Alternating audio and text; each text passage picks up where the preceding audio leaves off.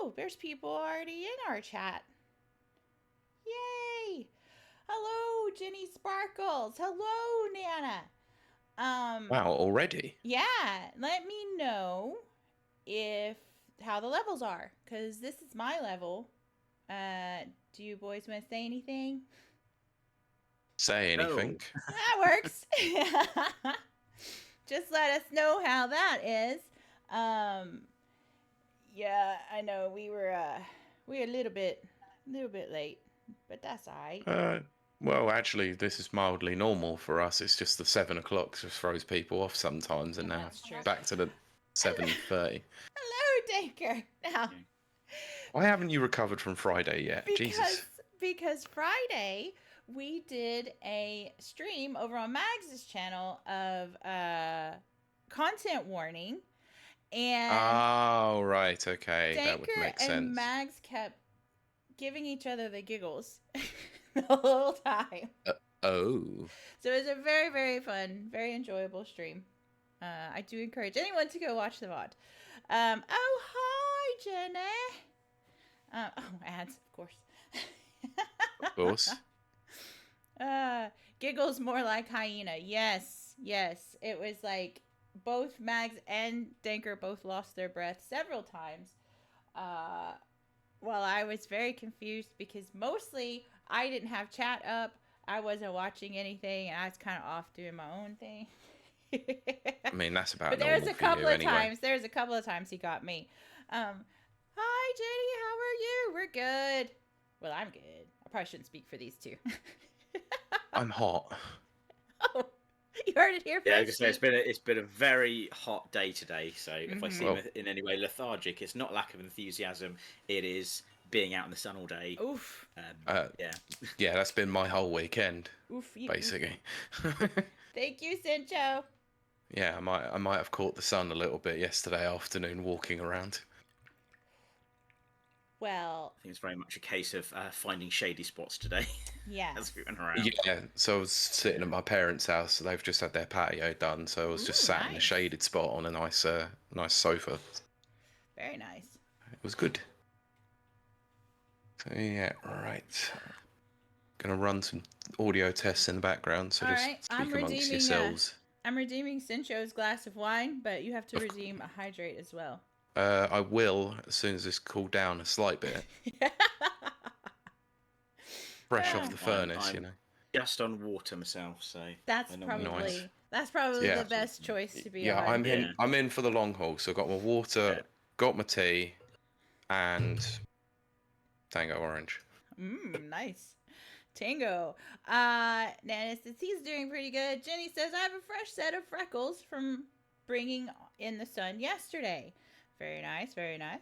I don't know if this will show up, but I've got a mild tan line from wearing my watch yesterday. Oh goodness. Oh goodness. See, I don't get a tan. I have two modes. I'm either really pale or red. So there's no in between. Red no like in the shirt. between.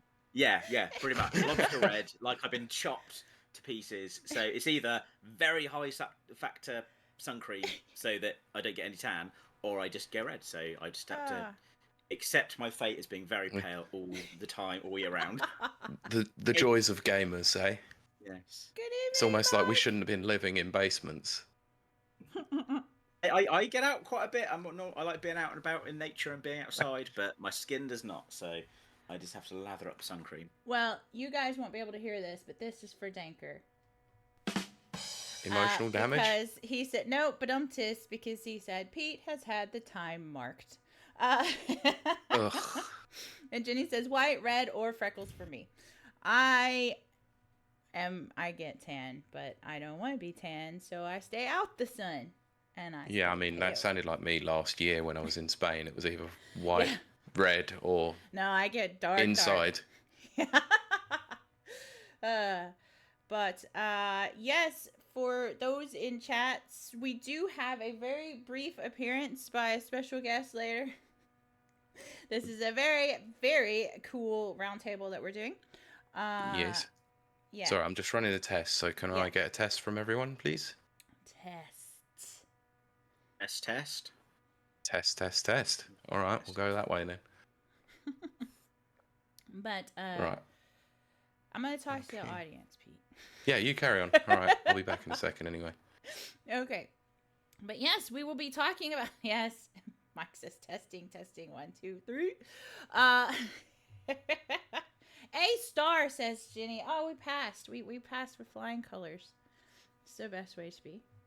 But no, we're gonna have a discussion, which we haven't done one of these in months. Definitely months. Since we had a third co-host, actually. So this will be fun for me, because these used to be my favorite. Our Rapid Reviews Roundtables. And we will get to discuss a topic which a lot of you out there are totally into, which is Microsoft, specifically Xbox, and how the future's going. Mike says, everyone get your pens and pencils. I almost read that as something different. It's testing time. Oh, that's true. Mike is correct. The last discussion was for Super Mario RPG. Now there you go. That is true. That was a good discussion as well. That was my first pod after moving. It was. That was the first one after happy hour. Yeah, that's right. Right, I think my levels were a bit screwed, so I need to do another quick one. So that's what she said. Hey.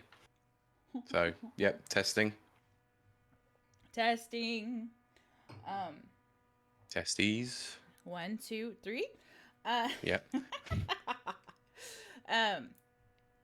Another ad? I will check. Yeah, just leave it to run. Oh my gosh. Pete, you've Hopefully we'll have less. You've got to set a reminder for me to check these ads. This is insane. This is like an insane level of ads. It's Twitch for you. What do you expect? Yeah, but this is like cray-cray. We at crazy levels. Yeah, but remember when people aren't subbed, remember to sub. Yes. But we don't want to make it No, but when you join the stream, they have ads to start, and then there's the mandatory ones. So yeah, it's just the joys of Twitch. Also, Pete, don't forget to put a link in Mags's. Done it already? Already there? I'm well ahead of you. I'm not overly au fait with Twitch, so I've only really started looking at it recently. I think I was on one of Mag's streams the other day and realised I didn't have a profile picture because I was commenting. It was just coming up with like a little silhouette. And I was like, oh, I should probably have a profile picture if we're going to use Twitch. And like, all the bits on there, like the little presents and the symbols and things you can do, is I don't know what any of them do, and I just don't touch them. So I don't understand. Sorry. Yeah. I don't understand that you can follow people and subscribe, and that's different somehow. It is, yeah. It's very strange. I have been on for 4 years, and I still don't know what half of it does. So, yeah, you're not. Hello, Brent. Brent may be lurking at points today due to watching a race and Mother's Day dinner. I forgot it was Mother's Day in the US. Yes. It always throws me as well because you get adverts like Mother's Day. I was like, it's not now, is it? And I look up, oh, it's in America. Yeah. Got time. It's weird because I think I haven't had parents for many years, but I think Father's Day is the same in both countries. Is it? I think it's in June. Yeah. Well, I've got this year Father's Day and my wife's birthday lands on the same day. Oh wow! So, yeah. So you both get to do things. I don't think we'll both get a lion in the morning somehow, so I'll have to. I will forego the lion so she can have a lion in the morning. Mags has joined chat. Hello, Mags. Also, Brent, I don't know if you heard Pete say it, but yes, bueno. And yes, hello. Hi. Right, I'm having issues with my camera. I'm just going to drop out and come back in. That's what they all say. Is it? There we go. There we go. Yeah, I don't know why that happens. I turn it off to do all my tests, and then it just won't allow me to bring it up again. That's what she said. Brent said, I forgot to post the absolutely crazy story about my apartment on Discord. Definitely do that. Please do. Yes. So, we're going to quickly get this started. We're going to move a little bit faster than normal. That's what she said. Because we might have a guest join us, and we need to keep things moving. Because Right, so yeah, Kylie, episode 199. Thanks. Let's see if I remember it 2 seconds from now. I'm No. one glass in. Let's see. Yeah, based on what you're normally like, no. Yes. Bets in the chat, everyone, before we start. Can we go to mod poll? No, okay. No, that'll run too long. We would have started long before. That's what she said. Anyway, yes, let's go. I know. Right, I'm recording. So, start in 3, 2. Welcome to Rapid Reviews Radio Podcast episode 199. Holy crap. 1 before 200. I can math. I'm very good at it. I am your co-host, Kiley Wilde, and I'm joined by my ever-present co-host, Pete Beckett. Hello. And a very special guest, Tim from the Retro Gaming Revival. Hello, how are you? We are great, and we're very happy to have you here. I just saw in chat that they have started a prediction. So I'm trying to ignore that so we can go on with the show. But what we like to do here is to get everybody kind of loosey-goosey and into the show. So, Tim, how's your week been? Have you played anything interesting? And let us know. A good week. What have I been playing? I'm kind of jumping around a few things. I was trying to play through the Batman games because it was revealed that I had never played any of the Arkham games. And I was shamed and told I have to play them immediately. Yes. And then just as it happens, there's a deal on PlayStation Plus for like getting the Arkham trilogy for like a silly amount off. So I think I can't remember how much I paid for it, but it wasn't a lot. So I started playing the first one. So I've been playing through Batman Arkham. But then in the meantime, I also... what grabbed my attention was that, I'm not sure if I'm going to pronounce this right, but Ioun Chronicles 100 Heroes? Yes. Ioun Chronicles. Ioun. I was like, I don't know what that word is, but I'll attempt it. Ioun Chronicles 100 Heroes. I started playing that, and that's really good. That's my kind of game. I really like JRPGs. I have played a bit of Sudoku, or Sudoku. Again, I can't pronounce the names. I get that, like, Sudoku 2 is like meant to be a really good RPG, but I never actually made it through 1. Yeah. And this is kind of like not a follow-up to them, but people saying it's like a spiritual successor. It's taking a lot of influence from those games. Yeah. And off the bat, I found that you get a lot of cool stuff right away. You know, like some of these RPGs, you go in and all you can do is attack. Yes. And you haven't unlocked the magic yet, and you haven't unlocked runes yet, and it takes a while and a lot of story before you start to do anything interesting. From this, right from the word go, you can do some cool stuff in battles. And it kind of gradually introduces more features. And the first area you go in, there's some like different events during fights, and you can do like hero combos and things like this. I was like, yeah, I'm all in for this. This is great. So really enjoying that at the moment. So that's probably going to get more of my time.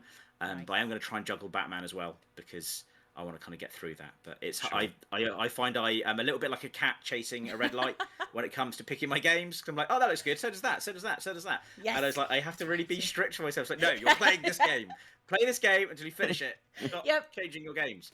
So I'm trying to be a little bit more disciplined with that. And then in the meantime, I just due to my lifestyle, I've got 2 young kids. I don't always get free range of the TV, so I am quite into handheld gaming at the moment. I never used to be that into handheld gaming, but now I'm like, I can sneakily pick up my handheld and play games while they're watching a Pixar movie and things like that, and get a little bit more gaming done. So I've actually revisited going back to Mario Kart 8 Deluxe because I never actually got all of the medals on it, and I never got the DLC. So I'm like, I'll get all the DLC for all the extra tracks, but I'm going to want to get gold in every track first, and I'm currently on the mirror courses, so doing that. So yeah, quite a bit of gaming this week. Oh, that's quite a fair bit. Like it. Yeah. And it's a strange one actually, going back to your Ioun Chronicles, because you mentioned Suikoden or Suikoden, however it's pronounced. People pronounce it differently, so it's very unusual. I don't get it myself, but hey, it's a good list. Good list. I like what Jenny says. She says they'll move on to the handhelds, and you'll get the TV back one day. Yeah, one day I will get some. Oh, actually, my kids will slowly get into games now. Like they are at an age where they can play some games, but they just—it's that hand-eye coordination. It's not quite there. Like they can play on a tablet, fine, but trying to get them to play a game with a controller and understand that you press something here and something happens there, it's quite hard for them to get the grasp of now. So, but we have been playing the Bluey game because Bluey came out on Xbox Game Pass. Right. Yeah. All I would say is don't drop money on that game because it's very short and not very good. But if you've got young kids and you're trying to teach them how a controller works, it's ideal because all you're doing is walking around, jumping over stuff, picking things up.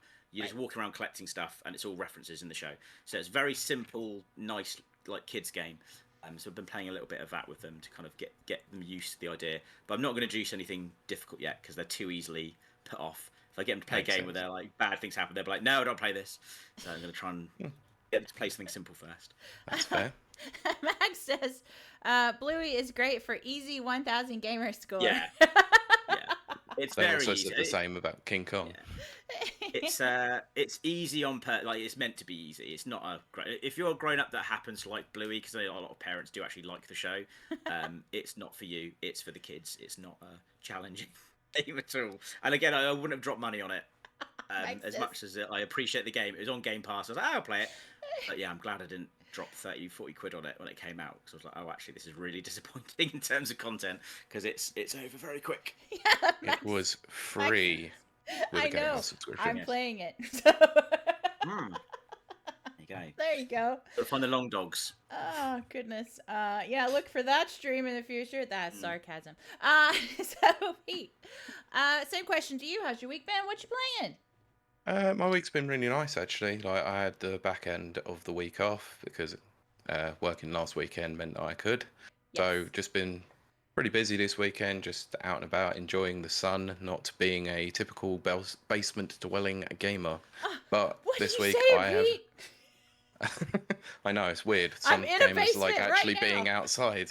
But yeah, over the course of the week, I've been playing a couple of things. Today, mainly, I've been playing a little bit of multiplayer on Super Mario Brothers Wonder with my nephew, which has been really cool. So he's nearly 5, so he's only just started playing games, and yeah, he's really enjoying Mario Wonder, and I'm enjoying playing it with him too. It's been really cool. Main game that I've been playing and continuing to play is Fallout 3 because I'm just a statistic now at this point. After the Fallout show came out, I'm just one of those numbers. So continuing from last week, I continued on my quest and blew up Megaton. I still can't believe you did that. Yeah. Did you feel? I know, but it was fun. fun. Did you feel anything? Did you feel pity, sadness, remorse, guilt? For Moriarty? No, never. Goodness. That guy is a bumhole. Yeah, so did that, and then I've been just doing quests in Tenpenny Tower and just walking around, just doing stuff like that. So went into the camp and killed all the ghouls, which was that's a really fun quest actually. You definitely play it different than I do, Pete, and that's what makes it great. Yeah. Now I'm trying to actually go on to the main quest, and I've encountered a bit of a problem in the fact that I don't know where to go because Moriarty didn't tell me where to go first. You blew him up. I know where to go. I know where. I think I know where to go. I think I need to go and find Galaxy News Radio, isn't it? Yeah. So yeah, I just need to scale the wasteland. But I was pretty surprised. I knew this happened, but to actually see it in person. But Moira survives, which was a bit weird. Yes. And the dialogue tree that you have with her about turning into a ghoul is quite funny. Yeah. So yeah, so this is my Tim. This is the first playthrough I've done on Fallout 3 for many years. And I actually went the good route last time. So I'm trying to be a savage arsehole this time around. Just to see what else opens up. Yeah. Yeah. So I am incredibly rich this time around. Oh, that's the thing about Bethesda games. Ooh, what a parallel for what we're going to talk about later.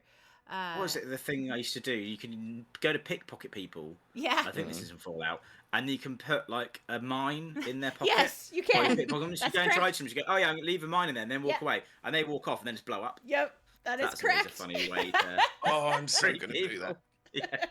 Yeah, I did encounter Minefield as well, and oh my god, Minefield is horrible. Oh goodness. Oof. I've not played it yet, but I have got Fallout 4 on Oculus because it was on a special discount. Oh right, yes, I think I've got it on Steam. Actually, I think I've got it on Steam VR. It was showing up as only being like £10 or something. So I'll grab that. So I've not started playing that yet, but yeah, that's definitely on my backlog to go through.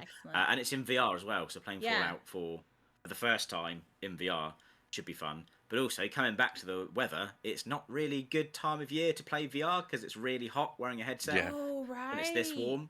So I tend to go through phases. I play VR more in the winter than That in makes summer sense. because you get really sweaty in the headset, and I'm like, oh, I don't know if I can be bothered to put a headset and it's heated and doing stuff. Yeah.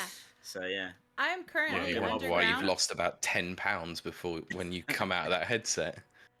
I'm currently underground. That's not a joke. I am in a basement underground. When I first got down here, it was nice and cool. I am now under studio lights and a headset, and I am sweating to death. And I'm trying not to turn my fan on because it would be loud and annoying.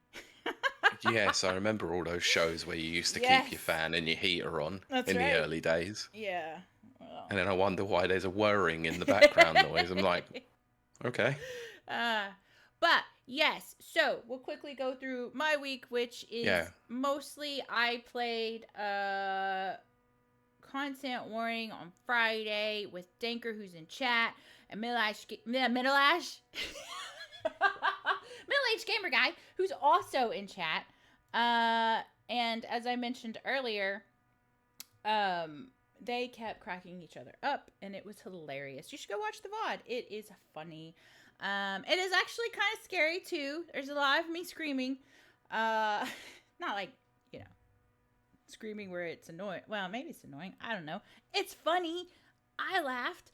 Oh, great. Max says it's also on TikTok now. The laughing bit, anyway. Yes, he and Danker, they laugh so hard that they lose their breath. So I encourage anyone to go check those out. It is funny. Now, as far as the game itself, it is very, very, very good for a multiplayer co-op. It is very similar to that other game that I'm never going to remember the name of. Last Chance, Last something, I don't know. But Would you want to describe the premise of the game, and then maybe we'll know? Yes. Oh, wait, of the other game I'm describing, or this Content Warning. Okay, Content Warning is you have up to 4 people. You join in, and you're all little content makers. Lethal Company, that's it. It's very similar to Lethal Company, and you have this little streaming house. So whatever that house was called with what's his face, was it the 10 house? Anyway, so you all are content makers, and you go out and you get a video camera, you get a flashlight, and you hop in this little diving bell and go down under the ground where there's monsters. They're very similar to the Lethal Company kind of style. And you have to record them for content. And then you come back up, you put it all on a DVD, you upload the DVD to SpookTube instead of YouTube, and then your kind of progress or whatever is marked by the views you get. You have a view goal in 3 days that you have to reach. And if you reach it, then you get another view goal. Because we reached it and we got another view goal. But the actual fun part is the interaction with the actual monsters and your teammates. Because some of you are running off screaming, and 2 of you are dying laughing in the corner. And so it ends up being quite funny. And actually, I think I said Content Warning actually generated a lot of content. So there you go. You can't beat that. Yeah, so we're going to move on from there. I am really sweating. That is not a joke. No, it is quite warm. Even underground in Ireland, where we have a thunderstorm warning. But the real reason we are here today is because we are going to discuss Microsoft/Xbox. Now, we have a little guest that might want to pop in at any second. Brilliant. I love the way you said little guest. No, that is not what I meant. I meant it as in just a little, like, just wants to pop in. Well, so a small guest is joining us. No. He's the best ever, and he's really hot. How about that, Pete? Well, I think we're all pretty hot. It's quite warm here. No, that is true. But if he wants to just dial in while Pete gives us a very, very quick background, and then we are going to talk about Microsoft/Xbox.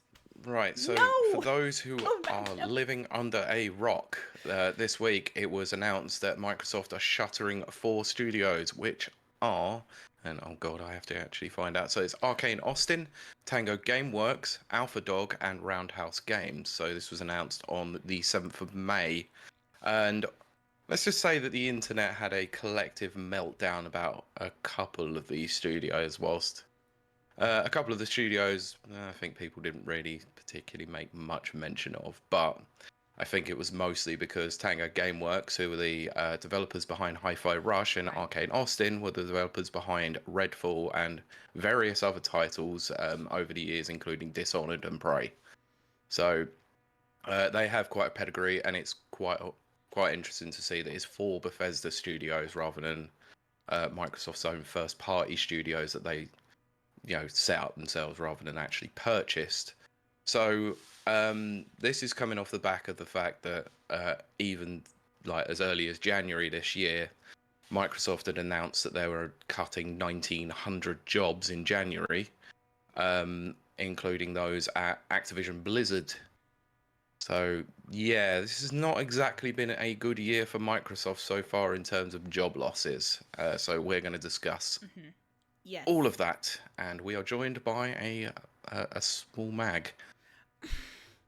Hi, I'm Small Mag. I did not say that. But yes, I really want to get into this because because I have a point of view from a business point of view. Yeah, I think I might take a different point of view than most people here as well. Interesting. But Max, we will start with you as you have to run off. Yes. So. Yes, you are short on time. I'm not gonna live that down. That was very good. I wish I could. Can I do the trumpet thing? I can't do the trumpet thing because I'm not set up for that. But there you go. Oh well, I can do tis. Go on then. Okay. But yes. Oh. God. Okay, Pete. Look at our serious round table. It'll do. Tim, aren't you thrilled that you have joined our very serious, thought-provoking round table? I'm indeed. This morning is always like this. I mean, he was on the WASD show. He should know. Yes, that's true. Except we have more samples this time around. And I had less alcohol. Maybe. I'm doubting that one massively. Press X to doubt. Also, chat predicted that I will have more than 2 glasses. I am currently on my next half glass, so this is glass 2. But okay, well, considering he's not got much time, I know. Differed a little bit. Yes. Okay, that's all right. We're short on time. Right. Max, yes, give us your point of view. Okay, so I am a massive X-Boy fanboy, as you know. X-Boy fanboy. X-Boy fanboy. Slash box. Well, there you go. I think we found an episode title. Yeah, I'm actually a box, but I'm an X-Boy fanboy. Yeah, inside the box. Yeah, I'm an Xbox fanboy, and I have been for many years. And this week's news was nothing but quite deflating and disappointing, to be honest. So, as you said, there was some that kind of came into the spotlight because of the fact that there's quite a few. I mean, Arkane being basically closed down is huge. Obviously, it's not the full Arkane; it's one of the Arkane studios, but still. That's a big kick in the teeth because apart from one game, which I'm sure we'll talk about, everything else they produced has been really on point. The fact that Tango Works has gone after such a fantastic Shadow Drop game last year is massively disappointing. And funny enough, the company that's did the Mighty Doom mobile game, which I've loved since last March. It's on my phone. I play it quite a lot. And they put out a statement saying, we are basically going to shut the game down in August. And from now on, you can buy anything in the store for free. But the game will continue till August, but it's just going to disappear. So no one can play it after that. It's a shame because it literally celebrated its first anniversary a month ago. And it's a good little mobile game, to be fair. Especially from a different perspective of the Doom. It seems that some of the other franchises are safe. Obviously, we know ID. There's rumours that this summer Xbox thing, they're going to announce the next Doom game. That's why ID are safe, because Doom and Doom Eternal did well. But this next game's allegedly a prequel to those 2016 and Doom Eternal. Obviously, Machine Games we know is safe because they're working on Indiana Jones, which is due to land at Christmas. But it's the fact that if you take these games or take these studios, if you move the one that's done the mobile game to one side for a moment, you look at Arkane and you go, okay, so they've worked on the Dishonored games, which are fabulous. This one particular studio, because I say it's not the whole of Arkane that's been ripped apart. It's only like one section. But they worked on the Prey? Was that 2016 as well? I think that came out. Which yes, I have mixed feelings about that game, but I do like it. But it was never the game that I hoped it to be. And then obviously you had Redfall last year, which was probably one of in the top 10 worst games of the year, and a huge disappointment to a lot of people. And the fact that they stated last Christmas that there was going to be an update and that the first DLC was due to drop in June, which you're never going to see, is massively disappointing, because again, that could have been a story where a game starts off absolute garbage and could have got redeemed. Fallout 76, anyone? But Bethesda seems to be okay. But then you look at Tango and the fact that you had 2 fantastic Evil Within games, and they dropped Hi-Fi Rush. And what annoyed me is that Hi-Fi Rush was not technically a commercial success, but won numerous awards. Right. And the fact that Microsoft decided, in its infinite wisdom, that this was one of the 4 leading games that Microsoft were going to put out to other consoles, and it only landed on PlayStation about 6 weeks ago, and now they've gone, it's underperformed. And I'm like, right, so you gave it 6 weeks to make that decision. I think there was telltale signs from the start, because people from Tango had left, like the studio head and stuff left. Also the same with Arkane, there was quite a few people that had left from that, so obviously there were signs coming that wasn't good. But I think the biggest question to ask here is, they've kind of put this, Microsoft have put a statement, because they said, no, it's not about Xbox, it's about Microsoft. So there's a few things that worry me here, because I think it was somewhere in the region of something like a 21 billion profit or something they've made. Is that right? Yes, that is well, correct. I was gonna get to that actually, because obviously Sarah Bond was on Bloomberg Live when she stated about it underperforming, and right above her head was actually the year-on-year profit on the screen that was above it, which completely bad optics-wise was totally ridiculous. The thing is, they've probably had one of the best years, even though Microsoft itself hasn't really produced any decent content, right? In terms of, again, PS5 pretty much ruled last year. This year's a bit of a funny one because there's no sort of major exclusives for Sony, but you still get the feeling that when you look at the catalogue of what's being announced for Xbox, unless they pull something out of the park this summer, well, next month with the announcements, and then basically say, hey, this is what you're going to get slaps in the face with from September till Christmas. My concern is, if you're any of those other studios that you're working for Microsoft, right, wouldn't you be thinking, we're in the crap here? Because in 7 days, Hellblade 2, more than 7 days, Hellblade 2 comes out, which they've stated is not a very big game and is more of an experience than a game. And Microsoft put a thing out about their advertising and marketing plan for this game, which apparently was supposed to start 7 days ago. Has anybody actually seen any marketing or advertising for Hellblade 2 at all? Nope. Right, so they're literally going to drop it on Game Pass, right? It will probably get tons of amazing views and people say it's amazing. I'm going to put my hands up here. Didn't like the first Hellblade game. Didn't care for it. I will see how I get on with this second one. But it says to me that it could get critical acclaim. It could possibly win Game of the Year. But I'd be sitting there going, we could be dropped any minute now, because this isn't. It's all about the selling. It's nothing about the acclaim or anything. And and bearing in mind as well that their studio head left not too during active development. The game was revealed as well when the Series X was revealed at the Game Awards, which was in 2019. Yeah. And it's taken a long old time to get to market. Microsoft has spent a pretty penny on obviously developing the game. And if you look at the model of what Xbox are doing now, this probably won't sell well because it is on Game Pass, right? And you can't get it on any other platforms. It's PC or that. So maybe if you're going to get it on Steam, you would possibly pay for it. But that's the same model that what Starfield did. Yeah. And Starfield massively undersold what they were hoping. It did get a lot of copies sold on Steam.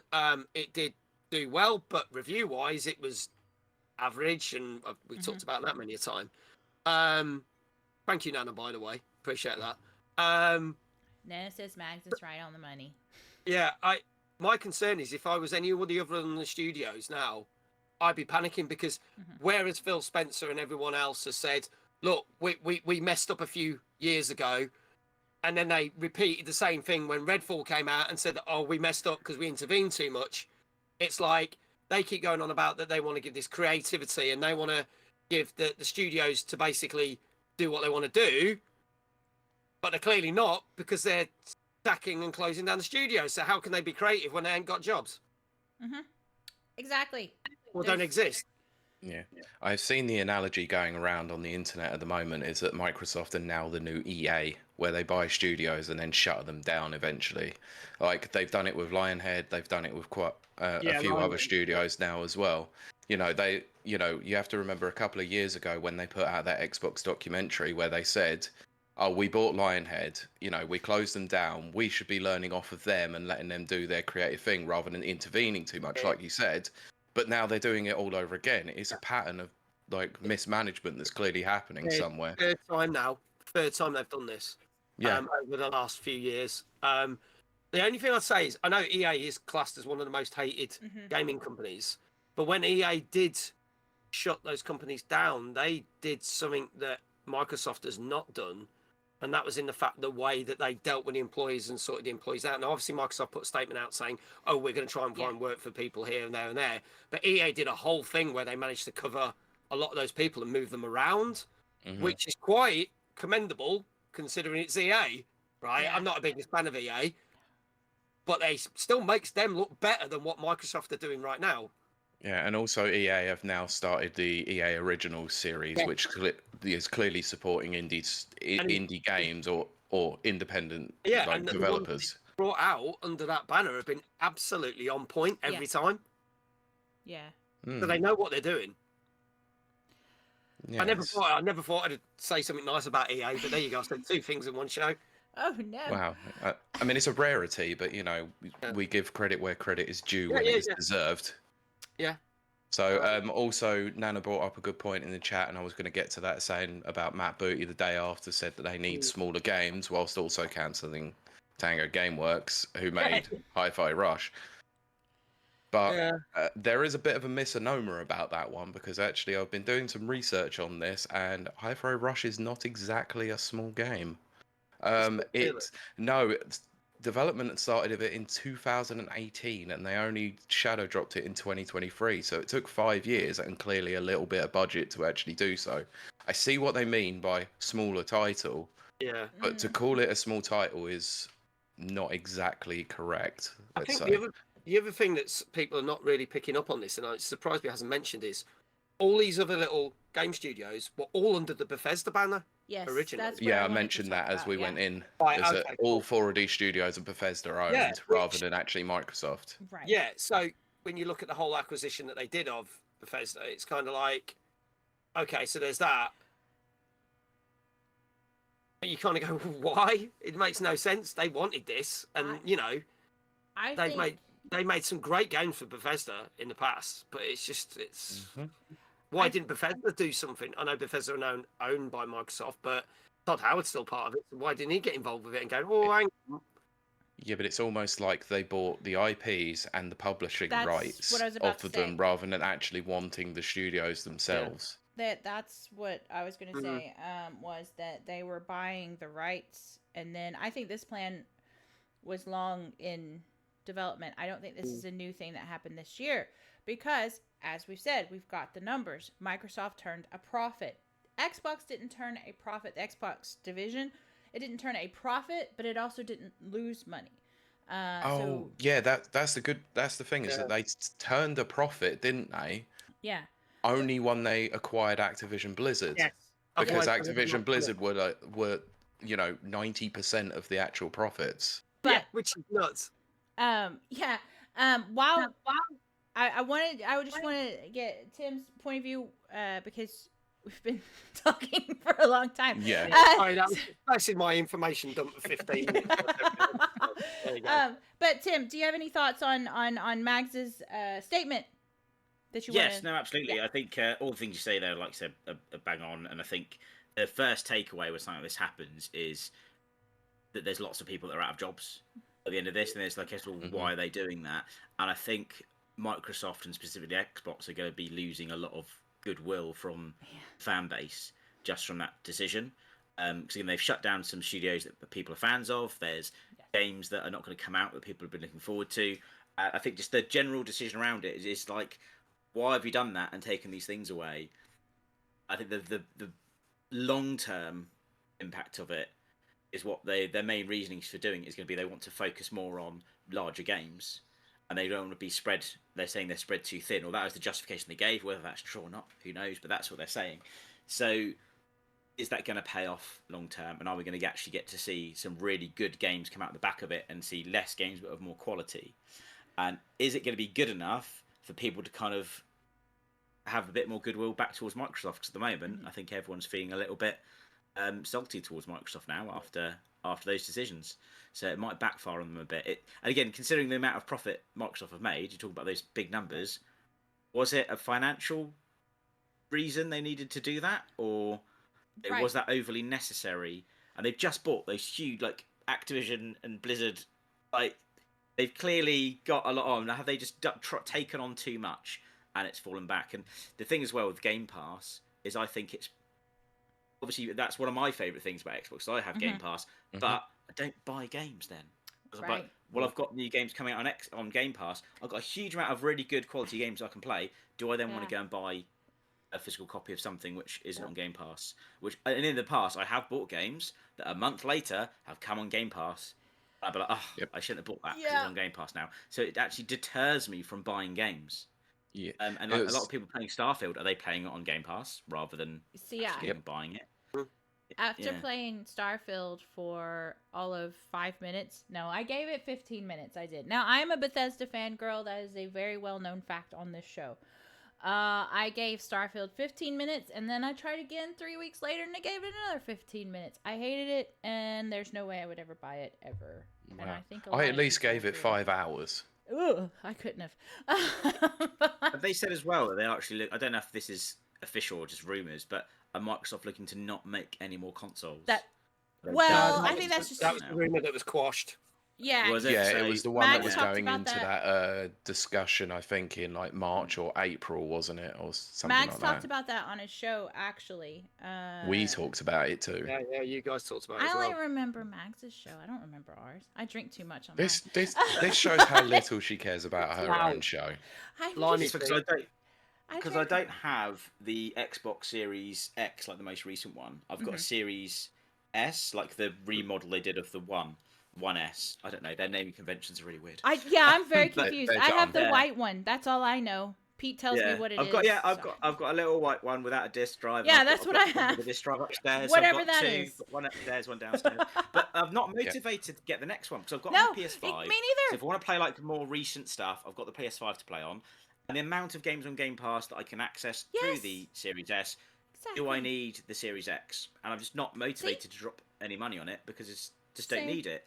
And I think that kind of damages them as well. You know, they've not got any exclusive big releases that you go, right, I'm going to have to get an Xbox Series X to play this. And it's going to make me make the jump. And it's been out a while, and I would have thought that by now I would have been like, okay, now's the time I'm going to jump on. But nothing has made me go, oh, I'm missing out here. I've got my FOMO. I'm going to go out and get an Xbox Series X. It's just not happened. So I have to agree. Mags, I was going to ask you, We've only got about 15 minutes. What are your thoughts and feels about like we mentioned, Game Pass? Or you have the black Xbox. I don't know what it's called. I do, yeah, I have a Series X. I was quite fortunate to get a Series X 2 months after it come out, so I had it like December of 2020. They didn't have them on this island. Yeah, I didn't get a PS5 until following September, so I was about a year behind with PS5.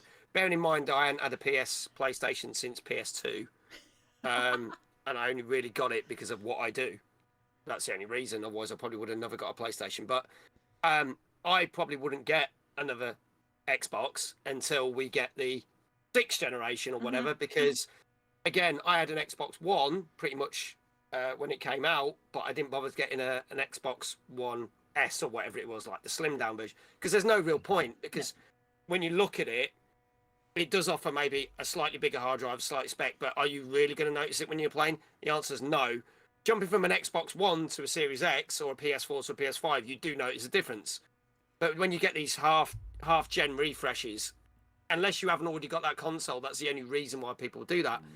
I think the biggest thing here, you speak to people, and when you mention Xbox, as everyone said here, Game Pass is the thing that comes out. Right. Because Game Pass is fantastic. I can't knock it. The amount of games that it saved me from ever buying or and then playing, or games that I've discovered that I would have never heard of, my hat's off to it. But I do know that it can hurt smaller publishers, developers when they do that, because they only get a small percentage of, the cuts of what Game Pass is. So, but it can get them in spotlight, and therefore it's pros and cons with that. The problem you got is, if you mention PlayStation, everyone says PS5, right? They don't mention PS Plus, which is a good service, but nowhere near as good as Xbox Game Pass as far as I'm concerned. But ironically, when you've got both like I have, you kind of go, well, there's these games on PS Plus, and 6 months later they leave, and then they turn up on Game Pass. And you got these games that are first on Game Pass, and then 6 months later they leave, and then they turn up on PS Plus. So it actually doesn't matter if you've got both, because you're going to end up playing them anyway. It's a much of a muchness. But whenever you mention Sony, PlayStation, people say PS5, because that's the console they want. No one is saying they want an Xbox Series X anywhere. Like, you go to America, it's all PlayStation. Yeah. Obviously, in Japan, Xbox does not sell well. No. More people, right? The only reason people are not buying Switches anymore is because nearly everyone's got a Switch, right? And it's coming to the end of its life cycle. Xbox is will be coming up in back end of November for its 4-year anniversary. And it's at the point where Switch is now, and Switch is the older console. That's not a good sign, right, for Xbox. Nope. It's a good point, actually. Okay, so we'll run through this quickly, because Max has about 10 minutes. But this is to Max and Tim. Let Tim go first. I've said enough. What do you see from this point of view? Which we'll go into a little bit more later. But what do you think the future is going to be? What future path is Microsoft/Xbox going to take? Also, I'm throwing this in because of my personal choice. Do you think Phil Spencer's going to hang around? I'd like to know your thoughts on that. So what do you think, Tim? Okay.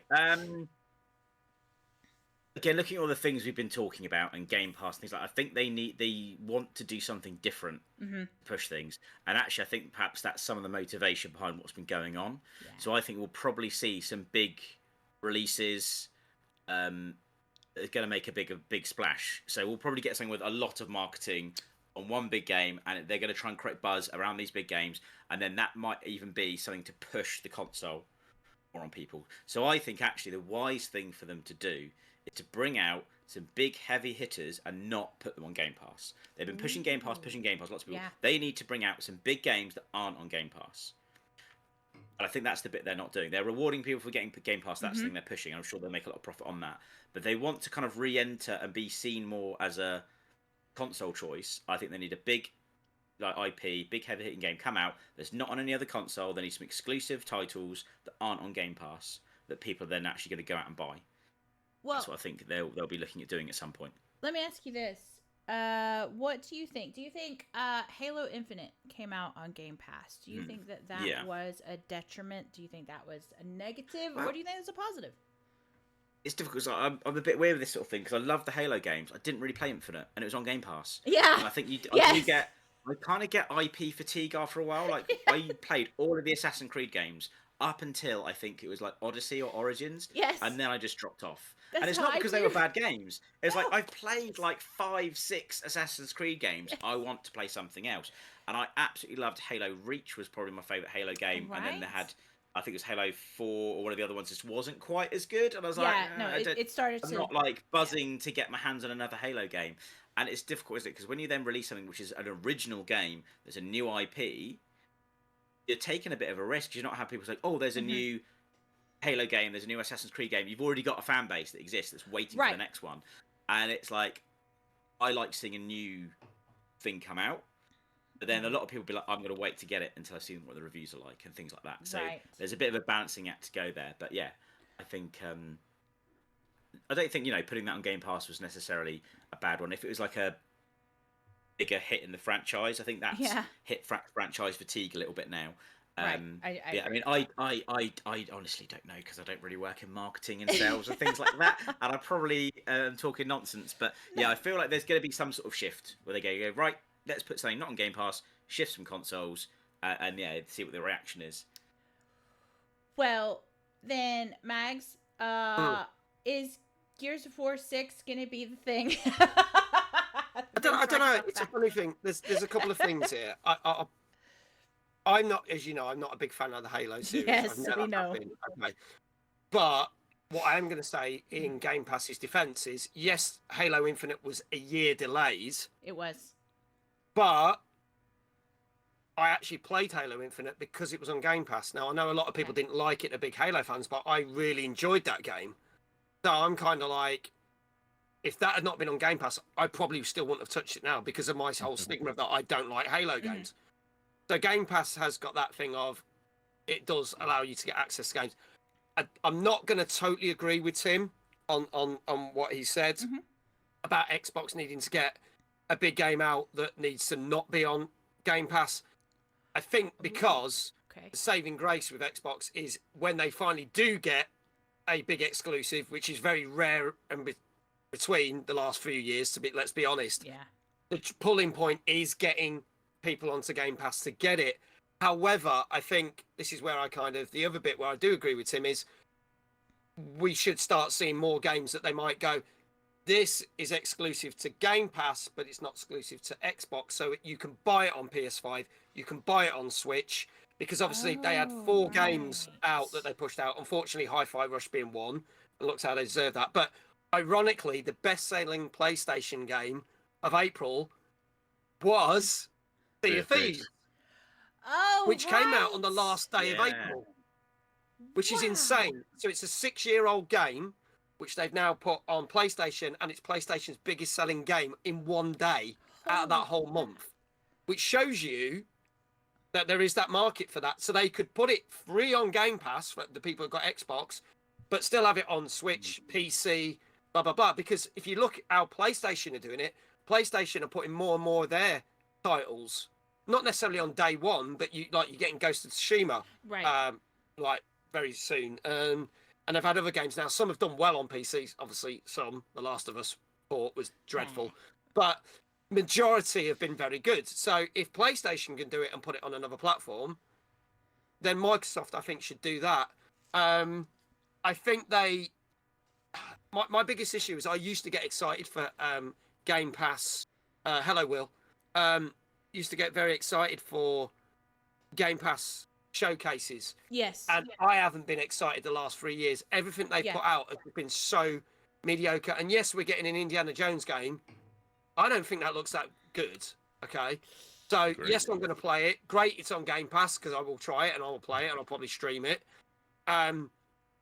But they really need to pull something out of the bag this next month, because just nothing there. And this year's a bit of a grim year generally for games because there's nothing to really get excited about. There isn't. So far. Hopefully that will change, but I think this year's been a bit of a year so far. And in terms of Phil Spencer Yes, going, that's he ain't going. He's loving what he's doing at the moment, and at the moment, it's not him that's putting the foot wrong, really, in that respect. It's kind of them as a team that's putting the foot wrong, like with the president of Microsoft and that. I saw that video clip of her basically avoiding the question about Tango Gameworks. Yes. Which just says everything, really. Yes. It was So awful. it was just like you should go work for the Conservatives in the UK. I was like, You that's come a up with the biggest politician. bullshit answer. Mhm. Or any politician in the UK actually you could work for with a bullshit answer like that. Yeah. But I think Phil Spencer it's the thing that he took over from, and I can't remember the guy's name, when things started to go wrong He did, with yes. the Xbox One. And that like he managed to see it through the thing, and then it's almost like Phil Spencer managed to turn it around. On He did. Matrick was the guy's name. Yes, yeah. Yes. And he was like, off you go, bye. Yeah. That might happen to Phil Spencer further down the line, but I think there's a lot of goodwill still there from the Xbox community. There Yes, this is. has got a massive dent in it, but it's not actually all aimed at him. So I can't see him going anytime soon. Yeah, Yeah. so there you go. Well, that is actually about half an hour, Mags. Great, okay. So I'm going to do one then. Yes, if you want to drop Cool. out. Thank you And so that was- much. You're for welcome. joining That was us. my 2 cents. by Ken Brockman. Thank you. 2 cents from Thanks, Mags. Ken. Do. Yes. No, we thank you very much for being here and giving us your time. It No worries. means a lot. Good to see you all. Good to see you, Tim. See you later, mate. I'll still be watching. I'll still be in chat, but I'll see you in a bit. See ya. Cheers. Bye. Bye. Okay, so Tim, we didn't actually explore the Phil Spencer question with you. What do you think about Phil Spencer? Is he got a longevity to him? Because it is like That's the kind of thing I don't know when it comes to that sort of thing. I'm ill-informed of these sorts of things. I just look at the games that come out. so yeah, if Alex thinks he's going to stick around, I'll probably just go with that because I don't really have any informed opinions to make. no, that's about it all. fine. So I'm just gonna. We hear what he said. we kind of have a little bit of a full disclosure. I am an Xbox fangirl. Pete is an unapologetic Nintendo fanboy. I'm an unapologetic. Excuse me. No, I'm willing to disagree You with are. any company. You are. Thank you very yes, much. Exactly. No, you are. But you are. That's your. I'm primarily a bag, Nintendo baby. gamer, let's say. Yeah. So for me, Phil Spencer is very, very important. We call him Father Phil. But and I have to say, this last year, although I still think he's, wonderful, and I have defended him probably a little bit too much the last year, it has felt a little bit like, he's going the way of, like, this typical spokesperson, the things that he's saying. And in fact, what he said and what we can talk about now is, yes, Uncle Phil, exactly. He said, now I want to bring my perspective into this. I am a business owner. I am a several business owner, several times over. Which is probably why I identify so much with Father Phil. One thing that he said that is not wrong is when divisions, we'll say, these developers, these publishing houses or whatever, when they fail to make a profit, not when they lose money. I think that's very important that we highlight that. But when they fail to make a profit, it's time to, quote, trim the fat. As a business owner, yes, that's exactly what I do. I cut ship. I sell assets. As soon as I start losing money, boom. I mean, I'm on my 4th business, and I've never lost any money since. Because the minute that profit goes down, boom, I'm selling. So I see what he's saying. But I want to get Pete and Tim's point of view on this. From a kind of consumer point of view, how does that make you feel that he's gonna cut bait, as they say, drop ship, cut bait, for a division that isn't losing money, but isn't making money? What do you think, Tim? How do you feel about that? Yeah, I think we'll say at the end of the day, it's they're making. I don't think any decisions like that get taken lightly. Like they're not just going to cut things without they've planned into it. They've looked into it. They've got data that they're using to help them guide their decisions. And ultimately, if they are, someone as big as Microsoft, yes, you think they've probably got good systems in place where they look at their operation and look at what needs to change, what's adding value. Do they need to remove anything that's not adding value? And then sort of make sure that they're going in the right direction. And I think ultimately for consumers is going to end up for the better long term, because they're going to be investing in the things they think are going to be big and successful. And yeah, I just think there's never a nice feeling around it when any business goes like, oh, we want to go in this direction, so we're going to, like, say, cut the fat and get rid of some stuff.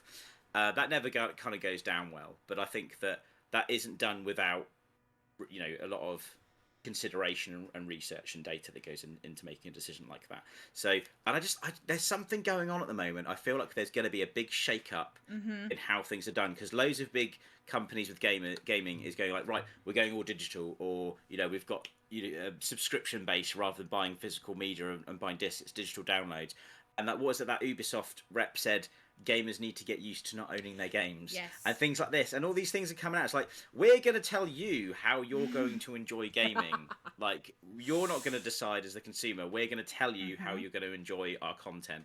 And there's lots of people doing different things. In the meantime, you've got Nintendo just going like, hey, we're just going to check out the side-scrolling Mario game. It's good. So yeah, there's lots of different things going on, but yeah, I think ultimately it will probably go in the right direction eventually, but it feels like a bit of a blow to a lot of people, especially just hearing the numbers of job losses. I think is always quite hard to hear, isn't it? 'Cause, there's a lot of people that are out of work, and I'm sure a lot of them will land on their feet and things will happen. But yeah, it feels like a real shift in what's going on.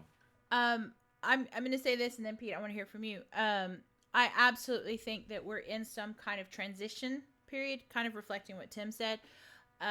Things are definitely changing.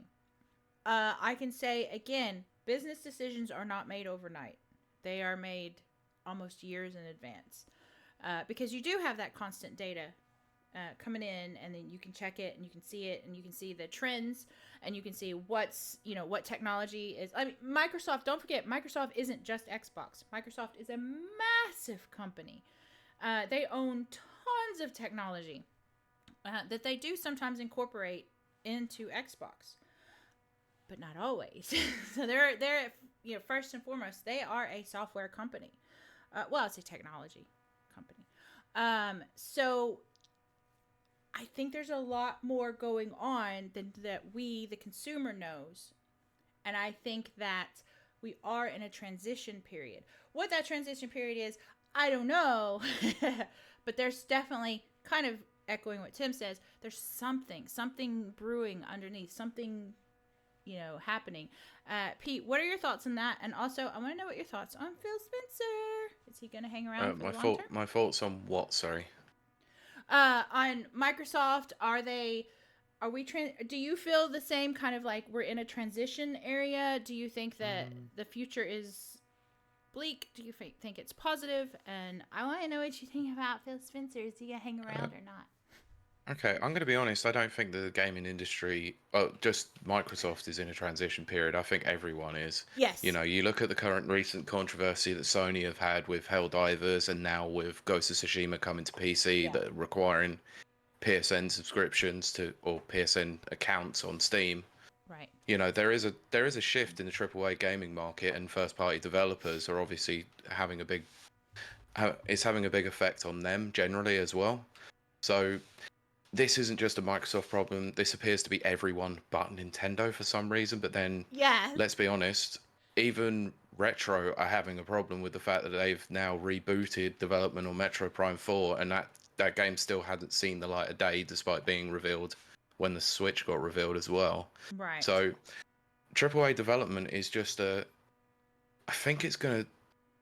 it's going to bottom out eventually because the ballooning budgets, like we were saying last week, there are massive ballooning budgets with them. It's an unsustainable business market at the moment. Exactly.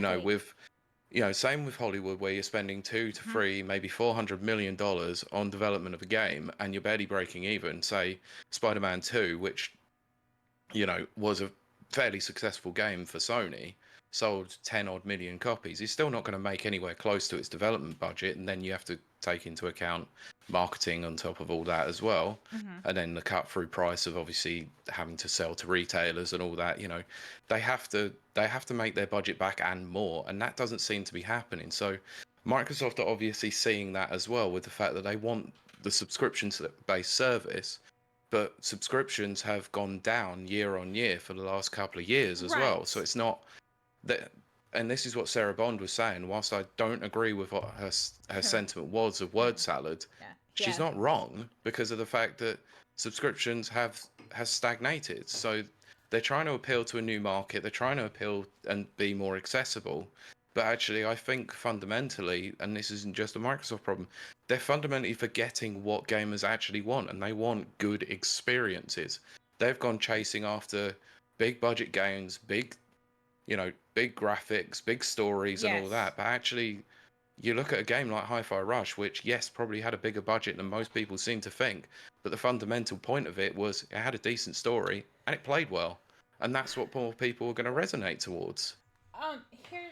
Here's my thing, and I'm gonna be honest. I've drank a lot of wine, so I don't remember if Tim said this or Max. I think it was Tim.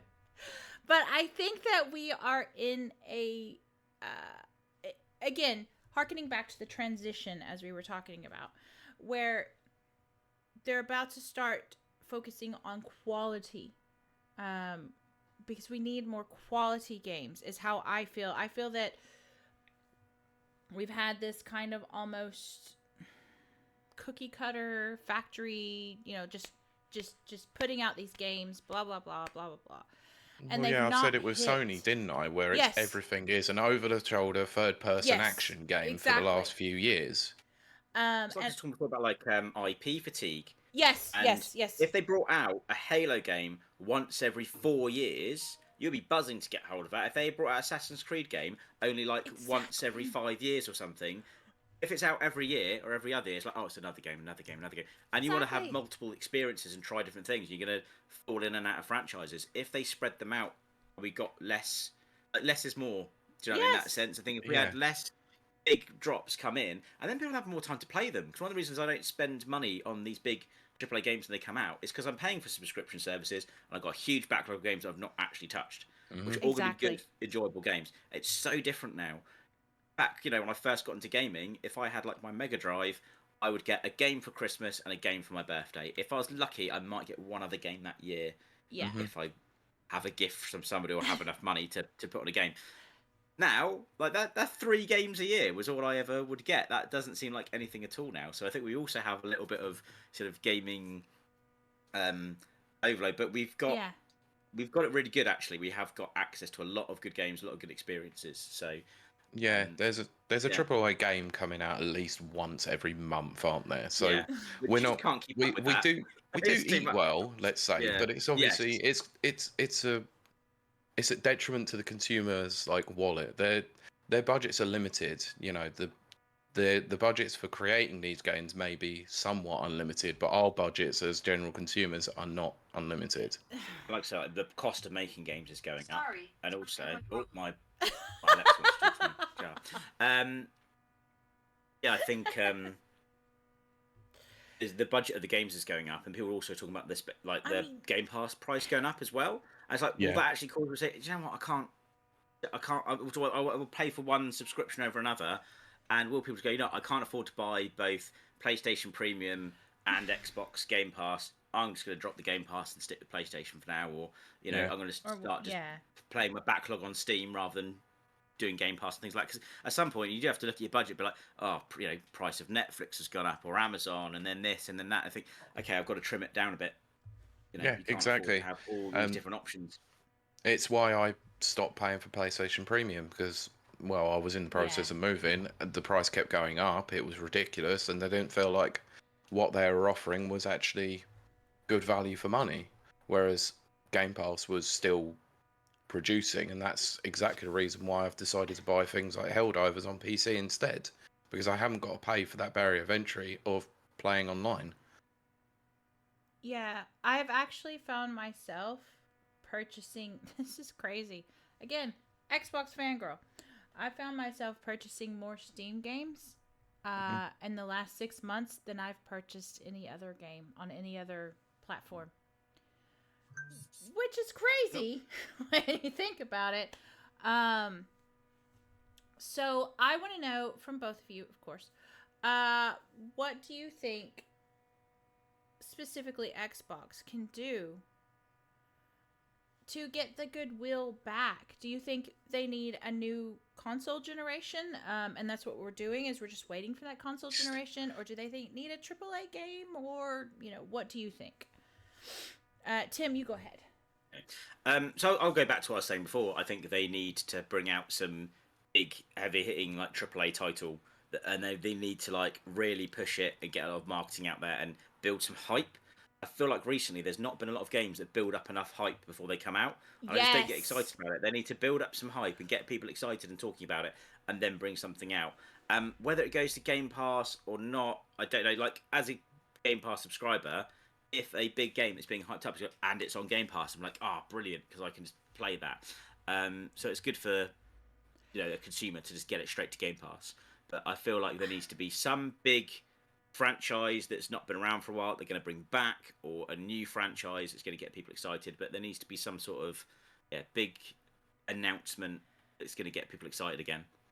I will say this. I realize this is a PlayStation game, but Stellar Blade came out, and actually, yes, I watched Max play it. I never saw a lot of hype for this game. So kind of reflecting what Tim is saying. No, it's a really good game. I'm not saying it's a great game and it's a Game of the Year edition or anything like, or Game of the Year type. I think some would argue otherwise. I mean, some would, maybe, but it's a solid game. The gameplay was nice. The story was nice. The graphics were stunning. But I never saw any marketing for it, except for the little controversy. So. Yeah. There's not like a known IP, is it? It's a new It's a new game. IP. It's not like people going like, oh yeah, I've liked the other Stellar Blade series. I'll jump on this one. It's new, which is what a lot of people say they want. That's what I want to see as well. I like seeing like new IPs come in, rather than just churning out the same games all the time. I would love that.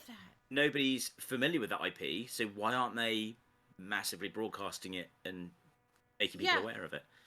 Because as far as I know, and please chat and obviously guest and Pete, correct me if I'm wrong, but in April, I think that was the major AAA game that was released. I don't really remember anything else. It was one of the more major titles of that. Yeah, and the month. Mag says it got more news about the quote controversial outfit thing more than the actual advertising or marketing. Which, yes, we realize that controversial stances or whatever, that is kind of a PR generator type thing. But outside of that, I never really heard anything. Okay, Mag says it was the only AAA game that month, which is what I thought. If that's Sony. Sony and Microsoft both can basically print money. So if that's Sony's AAA game for, let's say, April, and there was no marketing, what chance does Microsoft have? Like they need to, like, what has happened to marketing? Like why are we not getting, like, I remember back in the day as reviewers and stuff, we wouldn't just get codes to review the game. We would get entire press packages and stuff like that, and we're not getting that now. It's literally just a code for the game. Do you think that maybe, and I'm gonna ask this to Tim and then Pete, you follow up. Do you think maybe a lot of this may be actually a marketing kind of insufficiency, we'll say? Yeah, I would say so. I think it's weird, isn't it? Because the way we consume media and stuff has completely changed over the years. So I think a lot of marketing and advertising into getting ads more like watching YouTube and getting Right. YouTube ads for things like that, rather than like TV. I don't really watch TV now. I just watch streaming services, so I'm not going to see a TV advert. And yeah, it's unless it's like during like a big event sort of thing on TV, like in what is it? There's always the talk about the adverts getting in like the Super Bowl halftime thing in America. It's like that's an expensive place to stick an advert because you're gonna have so many people watching it. And yeah, I don't see games hyped up and advertised like we used to. It's definitely different. I think I more now will pick up games from recommendations of talking to people, because I talk to a lot of people that play games, and I'll pick up recommendations and then I'll go and play it. But actually as well, it is Twitch, because like I'll see someone playing a game and be like, actually, I quite like that. I think I will drop some money on and go and get it. And I might not have done that if I hadn't seen someone play it. So you have that advertising after the fact. So the games come out, and then you're going to see people playing it, and then get a reaction and reviews, and then go out and get it. Whereas before, it'd be like, I'm pre-ordering that because I know I'm going to love this game. Yeah, I was watching a streamer the other day, and yes, I do watch other streamers besides Max, not many, but I was watching Ember, and she was playing a game from Steam, and it was basically Subnautica, but on a planet, we'll say that. If I had not seen her play that, I would have had, first of all, did not know it existed, second of all, would have had no interest, none at all. So I'm kind of agreeing here with Tim with this organic kind of experience. I think is more of a success in getting people to buy games than maybe marketing is.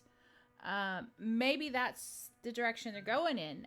Pete, what are your feelings about marketing games, especially AAAs? I think in this days, like, whilst they can spend a lot of money on marketing, they just don't tend to do so as much. Like, and I don't really get the reason why. Like, you've got it's almost like it's somewhat a calculated risk nowadays to actually market a game that you don't think is going to sell. Whereas you know full well that your CODs, your Halos and all that are going to get marketing budgets put behind them because they are big franchises and they're big names. Right. You know, your smaller titles are not going to get the sort of hype towards it, and the only way that you're going to get any word out about it is through word of mouth, and word of mouth is obviously the most powerful form of advertising you've got out there. But it's almost like these companies are just afraid to put a marketing budget behind a game that whether or not it's because they don't feel confident in that game, or whether or not they're just unsure whether the general market is going to go towards something like Stellar Blade or a game like that. Right. It's very strange. And like I said, they just don't seem to want to take a risk anymore. And I think that's one of the biggest problems that we've got in the games industry at the moment is it's all very sterile, and there's not anyone willing to take a risk these days. Yes, and I want to reflect chat because also, I want to go back to the fact that what do I think about, because this was asked ages ago and I never got to answer. Sorry. Phil Spencer needs to go. This guy has run the ship for many, many years now, and Xbox he has overseen the Xbox One generation that was a particular failure. He didn't start it out, but he didn't exactly correct course. They brought Game Pass out, fine. That's the only thing that he's really done that's been any sort of anything worth his weight in salt. But even then, subscriptions have gone down because they've inundated the market with advertising, and people that were going to get in have gotten in, and that's it. But since then, they've had the Xbox One X, which wasn't exactly a success. They've had a very tepid reception to the Xbox Series X and S, and it's not really gone anywhere. In that time, they have bought studios, and they've kept doing what they've been doing since Microsoft and Xbox began, and yet they're still not learning their lessons. Max brought this up perfectly. They bought Rare. What have they done with them since? They finally let them actually make proper games since they bought them from Nintendo, and look how that's worked out. They, all these studios that they've bought, and yet most of them have become creatively bankrupt as a result. under Microsoft's tutelage. And the fact of the matter is that Microsoft aren't really going to care about any of this when they've just went and spent $69 billion on Activision Blizzard, where they know that they have got a glorified money printer there with Call of Duty. Yes. They're not going to give a crap.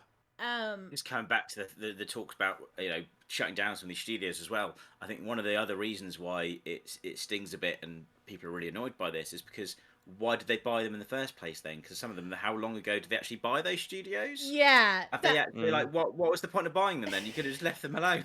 Yeah, Ninja Theory being that one, they inherited some of the budget for Hellblade. Well, they bought them after Hellblade came out, and they've pretty much filtered them into making Hellblade 2. They've given them all this money. That game is not going to sell. It is a niche market, like for a niche market, that one. It's not going to make the numbers, and I do worry that Ninja Theory are next on the chopping block. Well, I want to reflect that Emperor Carrot did actually say the same exact thing that Tim has just mentioned. Then why buy the studio in the first place? And some other, I'll run through chat very quickly because they are 100% in line with what we're talking about. Nana says there was also Sandland and a few other things that launched. Max says a few YouTube adverts went out after the game launched, but not much. That was to do with Stellar Blade. Which again, I realize is a Sony title, but it's reflective of what we're talking about. A-Pop Brent says, if I'm being honest, I have gotten more enjoyment out of the indie and third-party games on Game Pass than I have the first-party games since Hi-Fi Rush. I'm going to second that. I've been playing more indie games this year than I have in a very long time, actually. I mean, look at games like Balatro that seem to have absolutely taken off. Yeah. And they're made by like singular people or a couple of people in a small studio. Well, I mean, I quite like playing like shorter games just because I don't get a huge amount of time to game.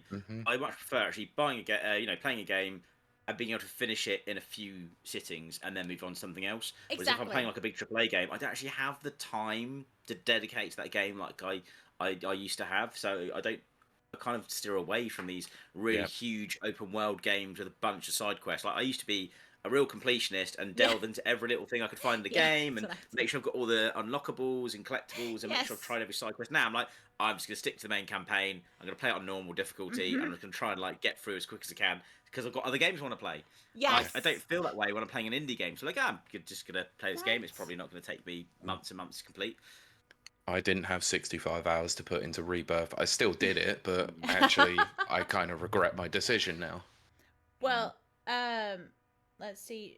Jenny says things are changing so much. 100%. We are definitely in a transition. I think we're all in a kind of agreement there. Tanker got a French advert. That is quite weird. Cincho says, no. Phil has to bring back Killer Instinct first. But yeah, that is on the books, though. Killer Instinct is on the books to come out. Cincho said 69. Apparently. I don't think Killer Instinct makes a return anytime soon. It's and if supposed they do, to, though. Well, I want to harken back to something Sencho said earlier. Go ahead. Actually, they don't own Iron Galaxy, so actually they can't shutter that studio. So they only license them out. It was why am I forgetting the name of the company who actually did start Double Helix? They were then bought out by Amazon. Yes. Then Iron Galaxy were brought in because of their experience of fighting games, and they actually corrected course. Because I think everyone forgets that Killer Instinct Season 1 was an absolute mess as well. It came out in a good state, but it was still a mess in terms of the model at which it came out. Well, Brent says, looking at my games played since the beginning of the year, I have enjoyed playing 20 indies and third-party games on Game Pass, but only 2 first-party games I have played more than one session of. Forza Motorsport, obviously, yes. And the week or so of Fallout 76. After watching the show, I still won't touch Fallout 76, but that's me because I'm a Fallout hardcore traditionalist. But I do know that 76 did take an uptick after the show, which I'm always glad about because I want more people into Fallout so we can have more shows and more games. Cincho says, the only AAA game I play are fighting games. Other than that, the ratio is probably 100 to 1 when it comes to indies/AAA. And one might argue fighting games aren't even AAA besides Street Fighter, Tekken, and Mortal Kombat. I would agree with you there, Sincho. Yeah. 100%. Yeah, I'd put 69 hours into Rebirth. Wow. Pete, how far did you get? How many hours into Rebirth? 65. Right, okay. For those who don't know, Rebirth is a Sony title, just to keep everyone kind of... Well, it's Square Enix, but it was on PlayStation. Yeah, I would say that's an exclusive. But For the next few months, yeah. okay, so I know we kind of lightly touched on this, but we haven't really expanded, and I kind of want to do this. Tim, what do you think? Do you think that we've spoken repeatedly about being in a transition phase? Hmm. Do you think we're as in the consumer is what I mean, in a kind of limbo until the next generation? What are your thoughts on that? Yeah, I guess so. It does feel a bit strange at the moment, and I can go back to with everything that Sony are doing and Microsoft are doing. In the meantime, you still have Nintendo, where you can just go to Yes. shops and buy Yes. Nintendo Switch game Good point. on your little cartridge in your box and put it on your Yes. shelf. And they're always there. They're reliable. Yes. And it's like people were saying earlier about taking risks. I think actually Nintendo will take risks and do They do. weird out there games, something original, because for every flop they get with a risk, they've got a Pokemon Go or a Mario Kart which they know is gonna get all their money back. So I think they've got a bit more freedom to go, we'll do this weird sort of style game. And it's funny because as consumers we say we want innovative games, we want original stuff, we want new IPs, but the games that sell the best are going to be FIFA and COD and Madden and things like that. They're the ones that actually... So if you're like in a game studio going, right, what should we bring out? Let's just bring out the same game again with a new year stuck at the end. And that's going to make more money than those risky games. But as gamers, we love to see those like different titles and risky games, but they're just on a population level just don't do as well. Yeah, I think whatever happens, we're still going to have amazing games to play. I think we're sport for choice now. I always come back to the fact that I would play a handful of games before, and my interest in games has completely shifted, because before I was the opposite. I'd want those massive games that would take me hours and hours to complete. I want a game that was going to take me like 100 hours to beat, because that's the only game I'm going to play for months and months and months. I would have had a lot more time to play. Whereas now I'm like, I'm going to try this indie game. I'm going to try this indie game. Oh, try this AAA title. I'm going to try this. Like I said earlier, a cat chasing a little light around the floor. I don't get to finish games as much now either. Because I'm like, do I want? Is it going to, when a game starts feeling like a chore? Do I just stop? Oh, yeah. That's yes. Yeah, that's it's that when time I stop. investment of like, oh, I want to go. And it's very weird because the model of games, we've got options and good different things. I've never been a big fan of these like free games that have in-app purchase. Like, I'm not a mobile gamer. I've got a couple of mobile games. Don't really like playing mobile games. I've never touched anything like Fortnite. It's just not for me. Yeah. And like in the chat, they're talking about like fighting games. I absolutely love fighting games. Fighting games were some of my favourite things back in like the PS1 era, and like I used to love fighting games. Now, I don't like that you buy a fighting game at full price, and to get the other characters, you have to download them as DLC by paying more. It's like, no, I want to beat the game and earn it and be given this thing. I don't want to put more money on it. It's like, I want to unlock the hidden characters by completing the game enough times or defeating the bosses. Yeah, I agree with you on that one. It is ever changing, and some of the stuff I don't like having to buy the other characters in fighting games, or freemium games on phones, things like that. But then there's other things that I've really enjoyed, like Game Pass, the real sort of renaissance of indie games that we've seen, and there's some really cool stuff that's come out. So whatever direction the gaming industry goes in, I think we're all going to get some really cool games to play regardless. I am going to agree with that, because as we've said, and I've said this on this show, we've said it tonight, we're entering this new era where I think quality over quantity is the goal now, because studios are being pared down, indies are coming to the forefront, which is, it's their time to shine, thank goodness. And I think that we as consumers, as gamers, we're going to benefit, because we're going to get higher quality games We're going to get them for more affordable prices because if they're indies, they're going to be more affordable. And I do hate that, of course, there are layoffs and the bigger companies are having to pare down and all those sort of things. That is terrible, and our hearts go out to anyone that is affected by that. But again, as a gamer, I think that we're about to come into our own. I think we're about to enter a new era where we're going to benefit. Pete, what are your thoughts on that? Do you agree with that? Do you think, wait, AAAs are about to come back to the forefront? What do you think, Pete? Well, I'm going to mirror my sentiments from last week, so I'll repeat it for anyone who actually wasn't here or didn't listen. I think we're expecting, or I'm very much expecting, an implosion of the AAA gaming market where the indie games are going to come out dominant. They're really starting to show with things like a convention like WASD that more people are so much more interested in playing an indie experience from a smaller team on a smaller budget that's a more concise, more streamlined experience that was more akin to how it was when we were kids, when you had a game that would take you a couple of hours, was hard, could be hard as nails, and you'd play it over and over again because you wanted that replayability from it, and you would just enjoy the experience. It was a one and done, possibly, and that was it. Not many people, like Tim said, man who has kids, one day might have kids myself. Yeah. You don't have the time to go and put in a game like that, like times like 65 hours into Rebirth, or hundreds of hours into a live service game, or hundreds of hours into a Street Fighter game where they're constantly evolving and updating all the time with new characters being added. Some people can't keep up with that kind of metagame. It is quite ridiculous with that. So yeah, I just think that at some point the AAA gaming market does need to realize that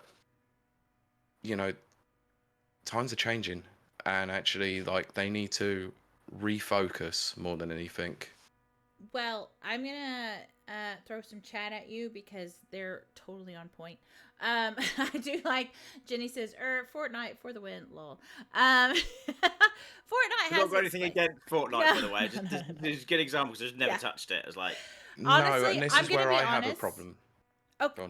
Well, I was gonna say, I'm gonna be honest. If Max didn't do a community night Fortnite night, I probably would have never touched Fortnite. It's not my type of game normally. No, and actually, one of the things that I used to really love actually was playing Fall Guys, which is a live service game. Oh, we used to absolutely play that so love much. That game. Really, really fun. But with recent updates, they've essentially kind of killed the game. Like they've reduced it down from 60 players to 40 players, and now to 32 players. Oh gosh! It's like, how did it?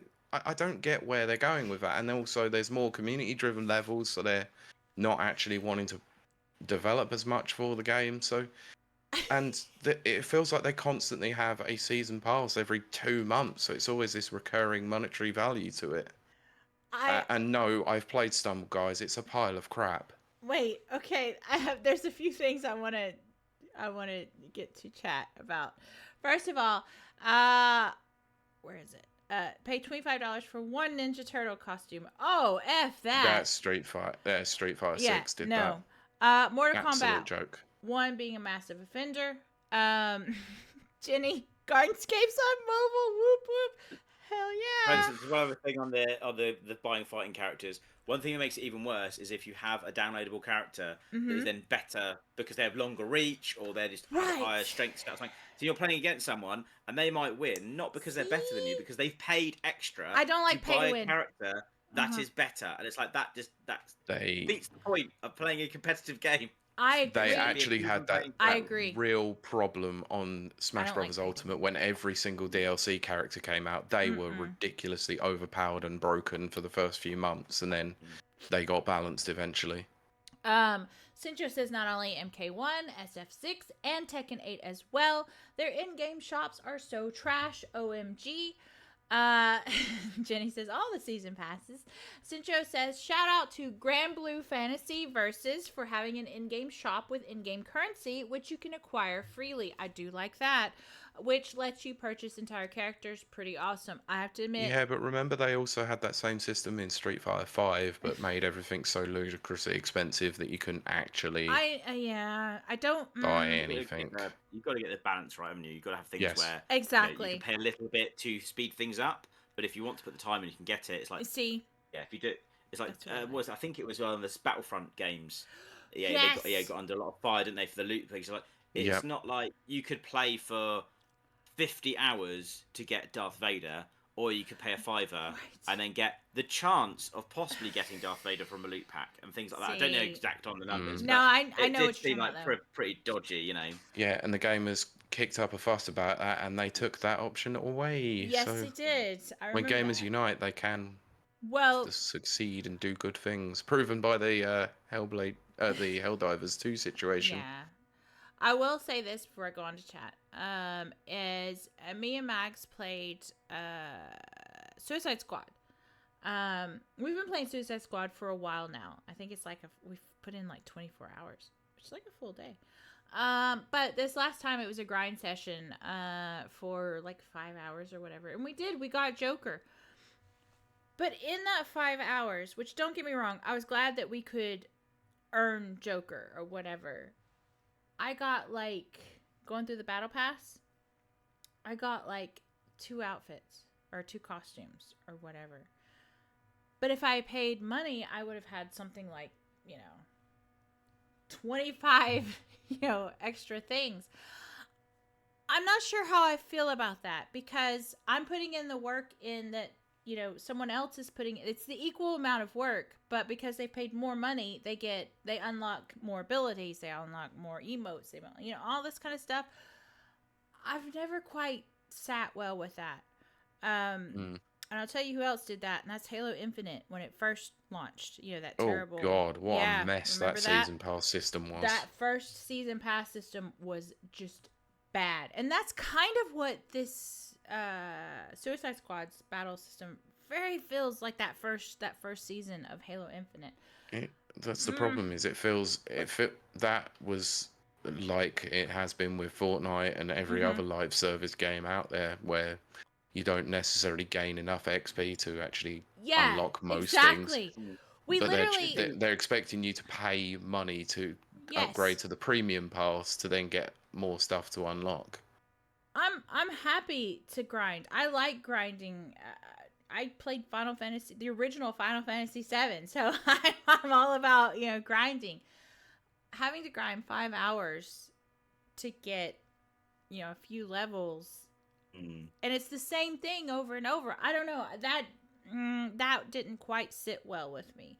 But I wonder if there's other like younger generations that have been introduced to gaming with that model, how they feel about it, because that might be normal for them. Like, okay, you pay a subscription, you get access to games, and if there's a game you like, you can drop a bit of money on it, and you buy this, buy that in that game, and that might be completely normal, and they're fine with it. Because I grew up buying a game in a case and plugging it into my machine, and you buy the game, you own the game. That was the transaction. That was it. Exactly. These new gaming models just don't sit very well with me, and it's weird, almost a bit stubborn about it, because the main example for me was when Candy Crush was a big thing. Oh, yes, Again, I mentioned I'm not a big mobile gamer, but I think everyone was. I like everyone played Angry Birds, and I played Candy Crush because I had the played Angry Birds, and I was on my tablet. It's like you do get these things, and I would play Candy Crush. Now, if they said Candy Crush is £10 or £20, I'm more likely to go, oh yeah, okay, I'll buy Candy Crush for 20 quid. Right. Because they're like, oh, Candy Crush is free, and you have your turn. It's like, you're one move away from winning. Yeah, I don't. You can replay the level, or you can pay 50p to get an extra turn. Ooh. And I'm being manipulated by this game. You're not having my 50p. Screw you. Yes! And then do the level 8 times before I beat it to avoid paying 50p. Yes. I would probably end up spending way less than the 20 quid I'd be willing to drop on it if I occasionally did buy my 50p moves. But I wasn't willing to keep feeding small amounts of money into the game. Mm-hmm. And it's just my own mentality of it. It's like, no, I don't like that model. Yes. But I think, obviously, that model is successful. So I guess there's other people that just don't feel that way. And I think it depends what your introduction into gaming was. My introduction into gaming was retro Mega Drive Yeah. kind of stuff. Buy game, own a game, and these new models of like freemium games and things like that are just difficult for me to accept. Yeah, it's the same thing with me. Like years and years ago, when playing things like Smash Brothers Melee, where you would keep your console on for 24 hours just to unlock Mewtwo, like the last character that you could get. And then you come to things like Smash Brothers 4 and Smash Ultimate, where you're having to buy characters just to do it. And yet you're still having the unlock method, but it's not nearly as entertaining as it is actually just going and playing the game for fun. I rarely buy extra character stuff, but I did buy the DLC for Terry Bogard. And that came out in Smash Brothers Ultimate. I love, Terry Bogart's one of my favourite like fighting games characters. Like, I'm buying that.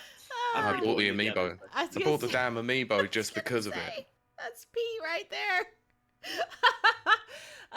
Well, Jenny makes a good point, actually. Yeah, but the people at gaming conventions are a bit different to Joe Blogs, in my opinion. I mean, that is true. We are a different breed. And yes, then you know what? That actually is a good point that we should probably address. All three of us, we went to WASD. WASD. We got to see the indie games that were just, woo! There were just tons of them. We had a list, and it was tons of them. So we know where to go. We know, Steam. We know what the titles are and everything like that. The average person doesn't know. The average gamer, because we're talking about gamers here. The average gamer doesn't necessarily know that because they're not going to be on, Steam going through the list or whatever. So that's kind of a valid point. Like, how do these indie gaming, indie developers, how do they get their games into the hands of the average gamer? And are we going to see more, more output for that? Either one of you can join. It's always going to be tough for an indie developer to be able to get to the sort of scope that a AAA developer is going to be able to, because they don't necessarily have the same sort of budgets that everyone else does. Right. So it's always going to be hard. And also when you have a system that is kind of weighted against you, where a AAA developer can spend extra money on inflating their place on a storefront, yes, it's always going to be difficult. The cards are always going to be stacked against them.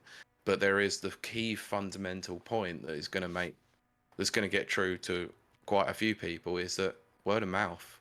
Word of mouth is your best advertisement that you've got.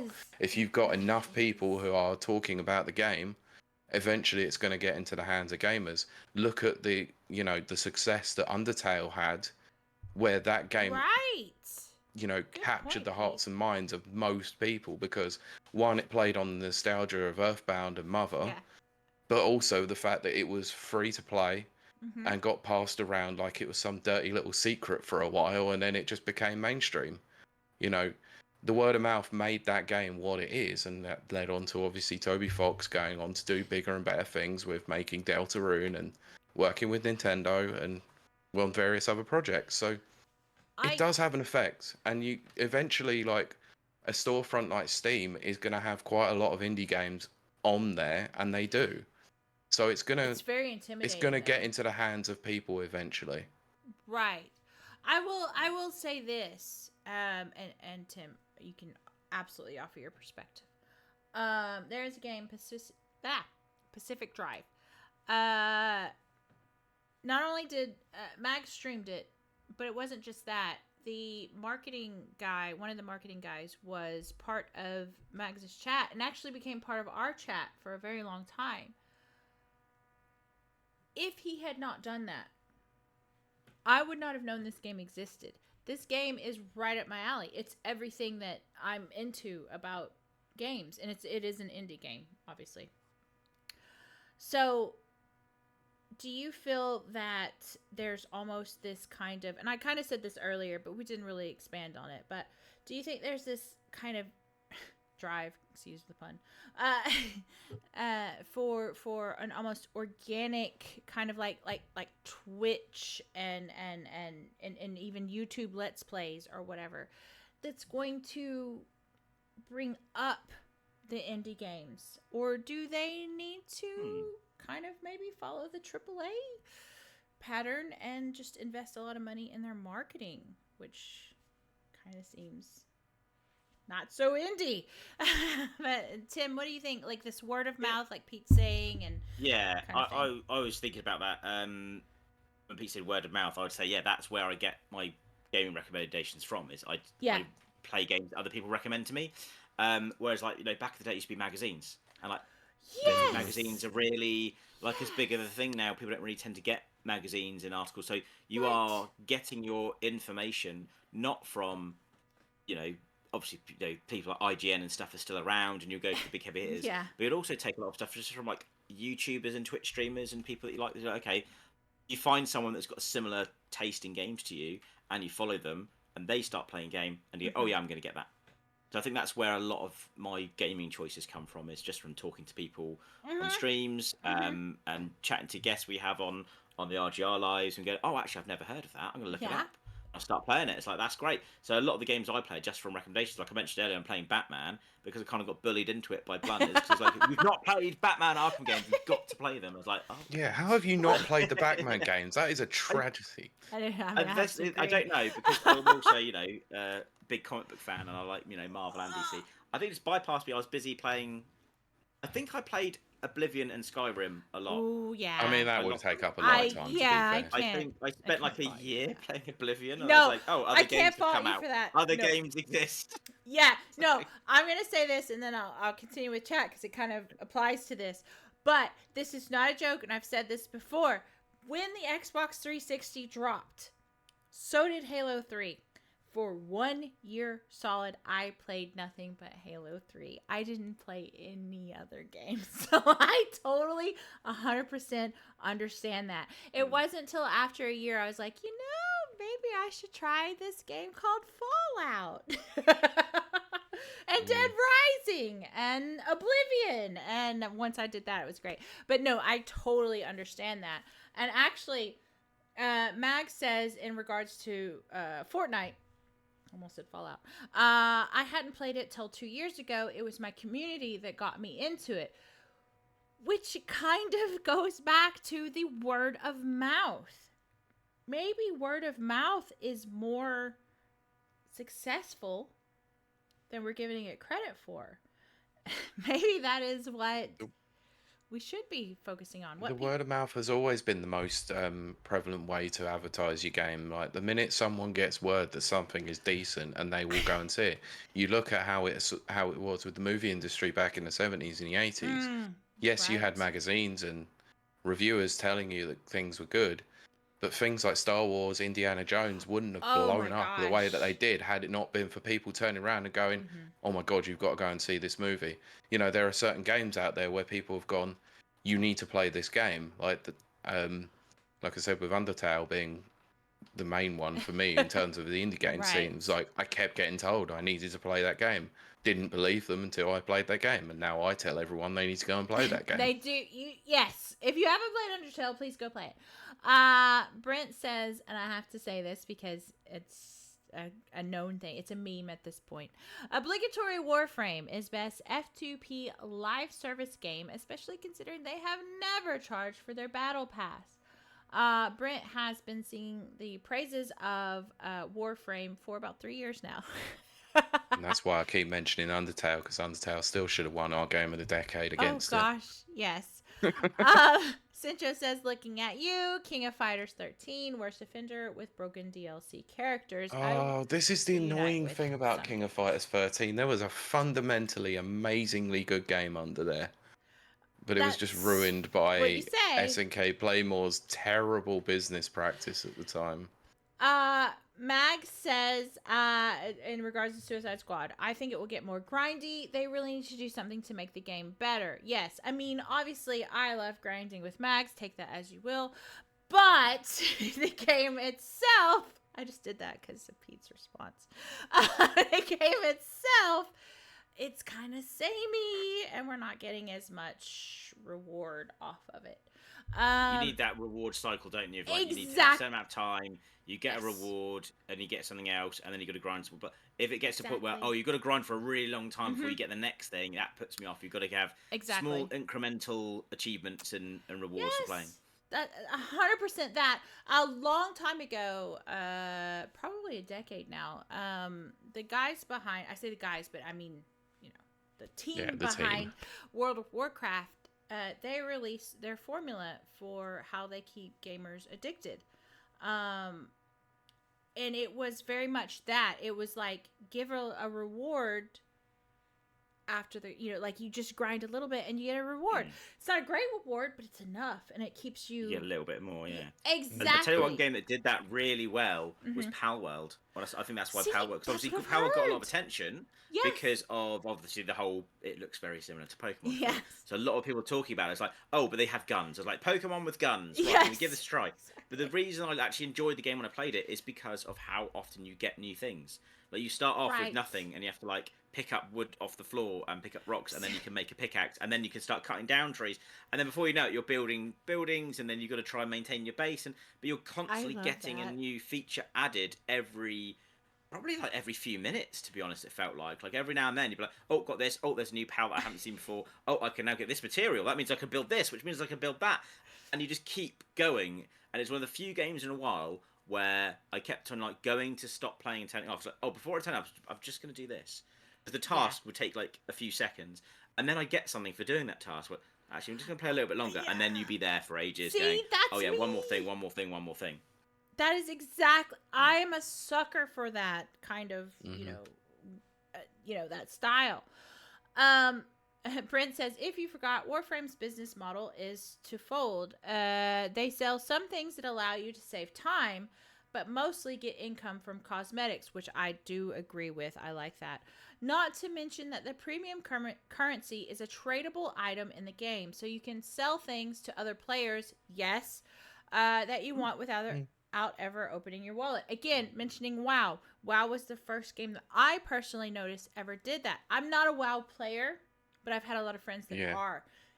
And you had like things like the Diablo free marketplace, didn't all you, of that. as well, and the all auction house that had stuff like that. Exactly. I was about to talk about the auction house.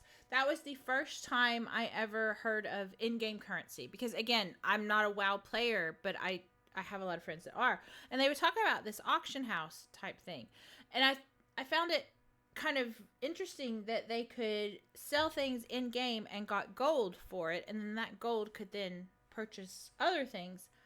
I like that. I think that's fine. I think that's great. It's when you have that in-game currency that is not earnable in-game. You have to purchase it. Yeah, I'm not a fan of that. I think that becomes play to win, pay to win. Sorry. And it's also the fact that obviously when you're purchasing premium currency, they never give you packs to pay for as much or as little as you want. It's always an incremental amount. There's never enough to pay for something.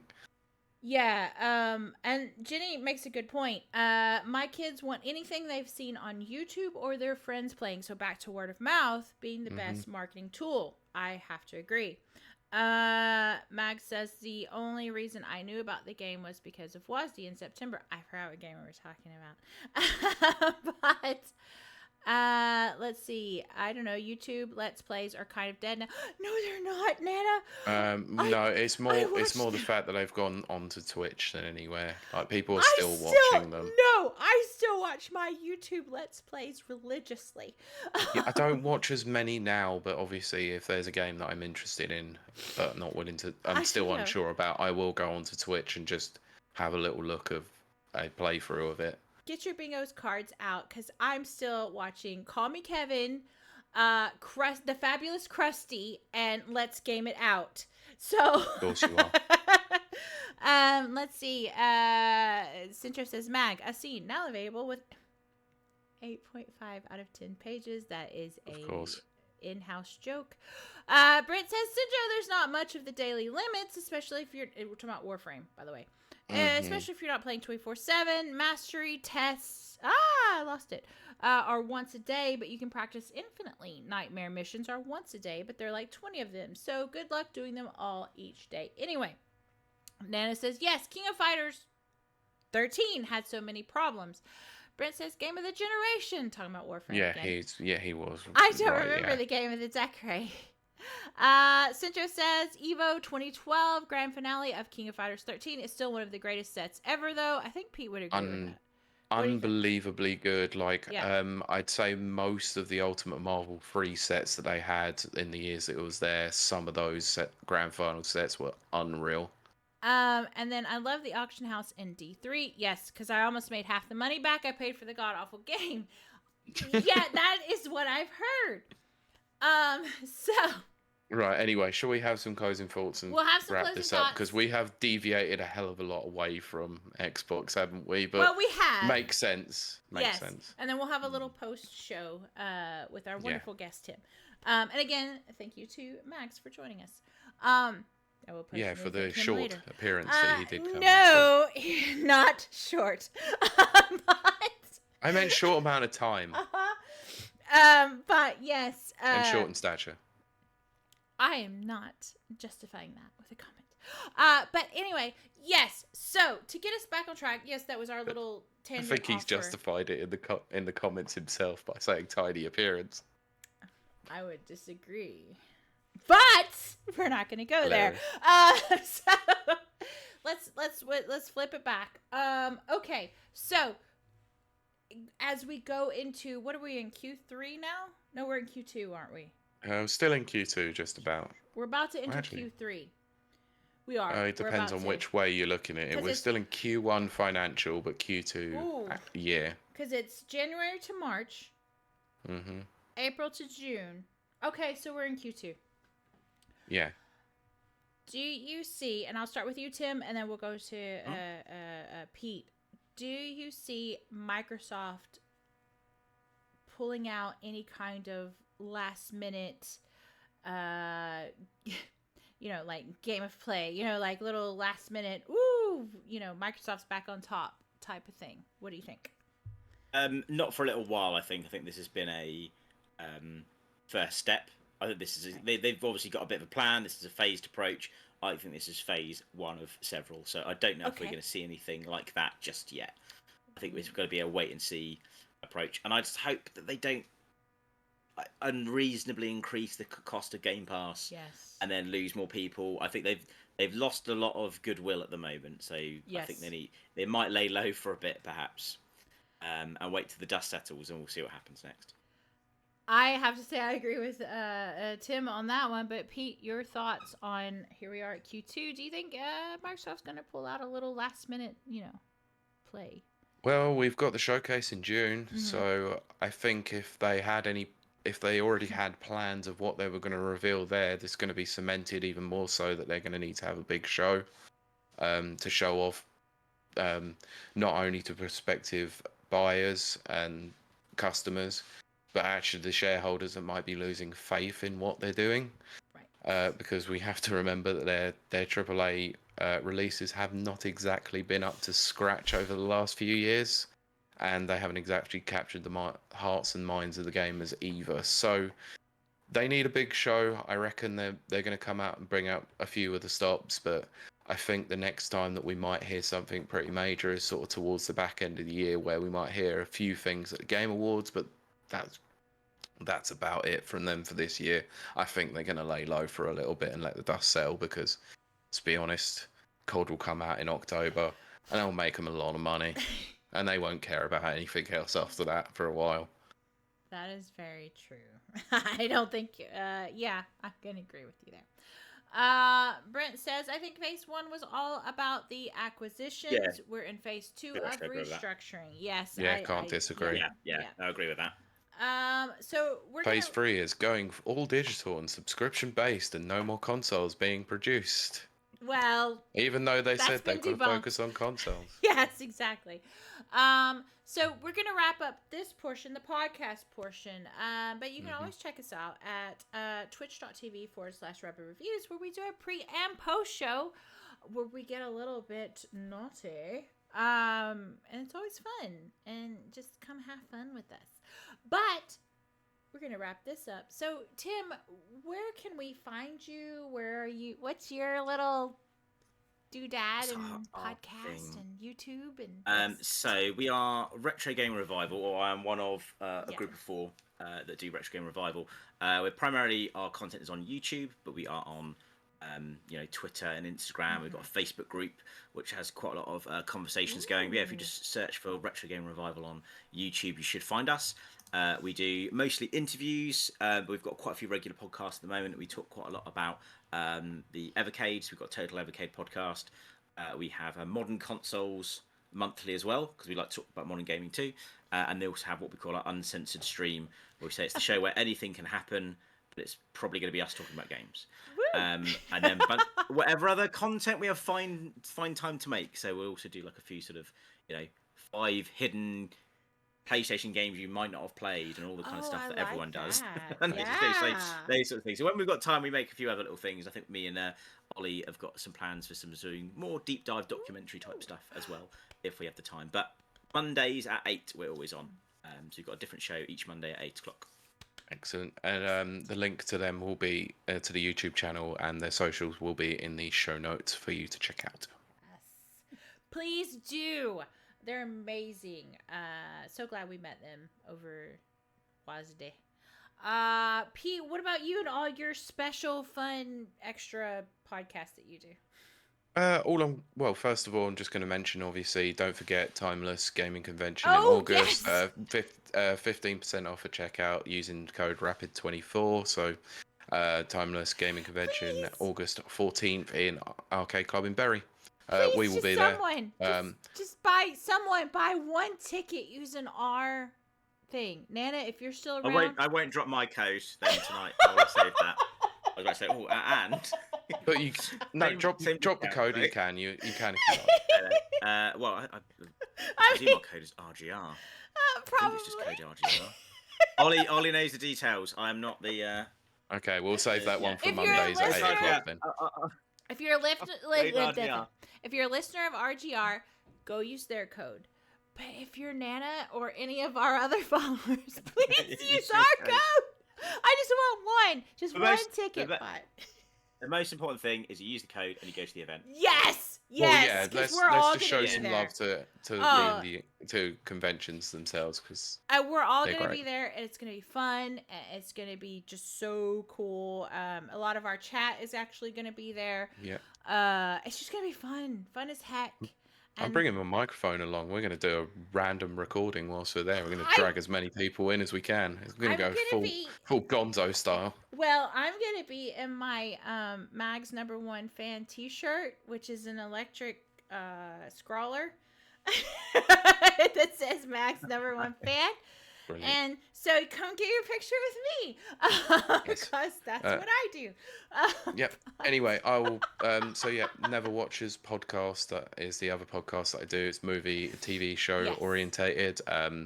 We had a bit of a delay on going back to the Marvel Cinematic Universe, but we are recording in a couple of days' time where we're covering Echo. So, hear my thoughts on that and over the next week when it does release. So yeah, you can check that out on most podcast players at the Never Watchers. And if you want to follow me, I'm over at KILEY_WILDE on Twitch. I just would like to, it's probably not going to happen, but I would like to get a Twitch affiliate before I go to TwitchCon with Mags. Let's hope so. Because I would like the TwitchCon affiliate stuff, because they get cool free stuff.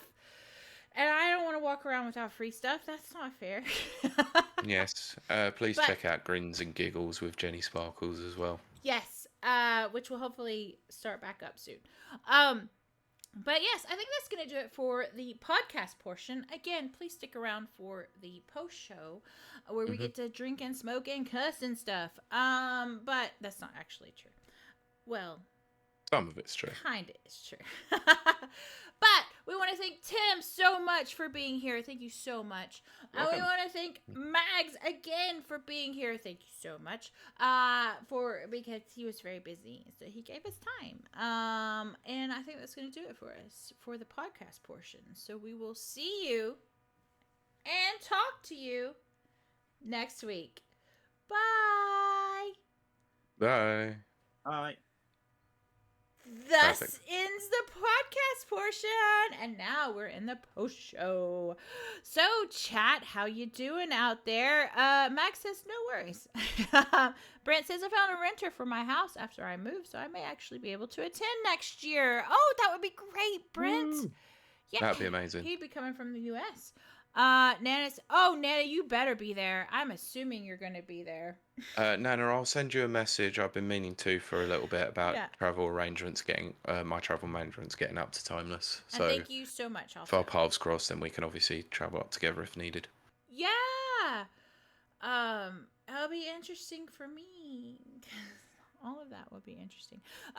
But anyway, so yeah, chat, we've got about 15-20 minutes if you want to ask Tim anything about his wonderful, fabulous podcast. We met Tim, in case you guys didn't know, we met Tim and Ollie at WASD. And if you've caught, of course you've caught our previous episodes, they're on the recording of our live WSD show. Yeah, on the Friday part of the show. Probably one of the most actual listenable parts because the other ones aren't. No, the Thursday one was actually pretty listenable. Oh my goodness, it was so loud. It was that last one. Yeah, it was also didn't help by the fact that you were drinking gonna vodka say. out of a water bottle too. So what you might not know is that the last day of WASD, I was plastered, like full on plastered. Like drinking vodka out of Ember's water bottle plastered. I always think it's very brave to have a gaming event like that and have alcohol. Yes. Like, you're going to get people put their drinks down, spilling over a kit. And things. But it was all right. I'm not aware of any incidents, but like if I went by really well. someone there with like kit showcase the game, and then like people are coming over pissed with a pint, I'd be like, Yeah. it would make me flinch. I'm not gonna lie, I did worry about. a PC with your pint glass. Yeah, I did worry about Kylie dropping drink over my phone and microphone. So Oh, did I? I can't imagine a £1,000 gaming PC with your Oh my current gosh. build of your game on there. Well, Max says shit-faced, which I was. And then Cintro says, Tim already being a legend for liking Terry Bogard. Yes. Yes. Nana says, vodka out of a water bottle. Yes, that was Ember. She's amazing. That's another streamer you should totally go follow. She's my girly. She's great, but yeah, yeah, not. She and I are gonna get up to some trouble at Timeless. I can't. And I'm staying well away from that. Yeah. Oh, it's gonna be so much fun. But yes, I was quite plastered on that last episode. But I wasn't too plastered on the episode that Tim and Ollie were on. Just a No, little because bit. you didn't realise that wine was for sale. I think I'd had one by then, one or two. I didn't know that they were selling alcohol. And yeah, it was the Cult of the Lamb. Yeah, the Cult of the Lamb. Was it Loading Glass Bar or of- whatever? Yeah. Yeah. Yeah. They were very cool. Yeah, look, the guys at Loading Bar are great. Oh, they were very cool. But yeah, for any of our audience, definitely check out RGR on YouTube. It's Retro Gaming Revival. For some reason, me and Max both called it Retro Gaming Review. Game review. Yeah. Which I don't really get. I was the only one that still actually remembered the name of your show, by the way. Yes, Nana. Nana says, wait, was Ember the pretty tall lady? Yes, she's beautiful and she's 6'2". So yes, Yeah, that's she her made with the me feel very dimples. small. I loved it because I'm not used to women being taller than me. I wish she was watching. She would love that. She's amazing. Mag says, ever since WASD, I keep messing it up. How do you think I feel? I would imagine pretty short. But, I mean, I try to make up for that in many different ways. Nana says, I'm used to him being as tall as me. Lol. Look, I try my best around Mags. You didn't know, right, that I was taller than Mags. I tried. See? We were all sat down at the table. You would never know. But yes, let's see. Yeah, Retro Gaming Revival for anyone who is listening. It's Yes, I think it was RGR fans were spoiled last week by having several shows, I weren't they? know. I loved Yeah, it. we did that. There's a That bit was of a really miscommunication good. because I was like, "Oh, we're going to do a WSD show," and I was talking to Ollie, and I made a thumbnail for it and said, "Oh, this is the thumbnail we'll use." And then Yes. when he posted about doing mod cons, he Mhm. said, "We're going to talk about WSD." It's like, well, I've made a separate channel. I've already posted it. It's already scheduled. We would advertise it. It's like, oh, we're doing both. So I was like, right, we won't talk about WSD as much on the Monday, and we'll just plug the Tuesday show. So yeah. Bit of a misunderstanding there in It worked out background. perfectly though. Yeah, because I was there for all of them. So it worked out perfectly. Well, I was there until Max had to stream. Well, I think the plan at the moment we do. So we're on every Monday at the Mhm. moment. We've changed our schedule around a few times, but at the moment it's Mondays at 8 every week, and we alternate the different shows we do. And I'd like to start getting some people back on for interviews because Yeah. we used to do a lot of interviews. And since sort of we've had a few changes around, we haven't really done them as much. So I thought WSD was a good opportunity to meet other sweet. people and Mhm. get sort of some contacts and have people on. So it'd be great to have you guys on Oh yeah. at some point and join us. We'll book something in. We would love that. So yeah, I want to get back into it. Yeah, and obviously Good we've one. said this before, but we would love to have all of you guys on, or everyone that's available, because there's 4 of you guys. Yeah, I can imagine your schedules are very difficult to merge together because of kids and all that as well. we all have all of us have kids and all of us have Oh, full-time jobs that there aren't you doing go, this. yeah. So yeah, so it's finding the time to get all together Well, and do stuff. But First of all, before I read Max's message, yeah, thank you for that. I always forget about that stuff, kind of like, because I don't have a family. No, I do forget though how that is a little bit more difficult, a little bit more trying when you do have young families and stuff like that. Mag says, but anything, I'm glad I saw both shows, but anything after 8:50 p.m. I watch on catch up the next day. Mhm. So do I, because I wonder leave when why. Mags leaves. I can't imagine why. But yes, and I've watched several of their shows. I was gonna say their content, but their shows on catch up. You need to go check this out. I'm not kidding. It's really good. If you like us, you're gonna love RGR. Yeah, and stuff like that. I think we're gonna wrap it up. Unless chat, you have anything you want to add? Because I've drank an entire bottle of wine and it's ready to make its exit. So chat, I'm giving you 2-3 minutes if you want to ask any questions or tell us anything, or do we have an episode name? Yes, Pete. We have this Xbox time around. Boy? X-Boy? What was it? No, I've just kept it to the quite simple discussion about Xbox's studio closures Oh, right. because of algorithm reasons, let's say. Uh-huh. Well, Sincho says 2 to 3 minutes is all I need.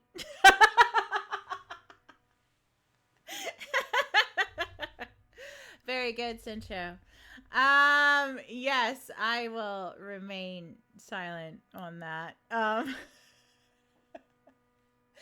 said something the other day and I was like, oh, that came out wrong.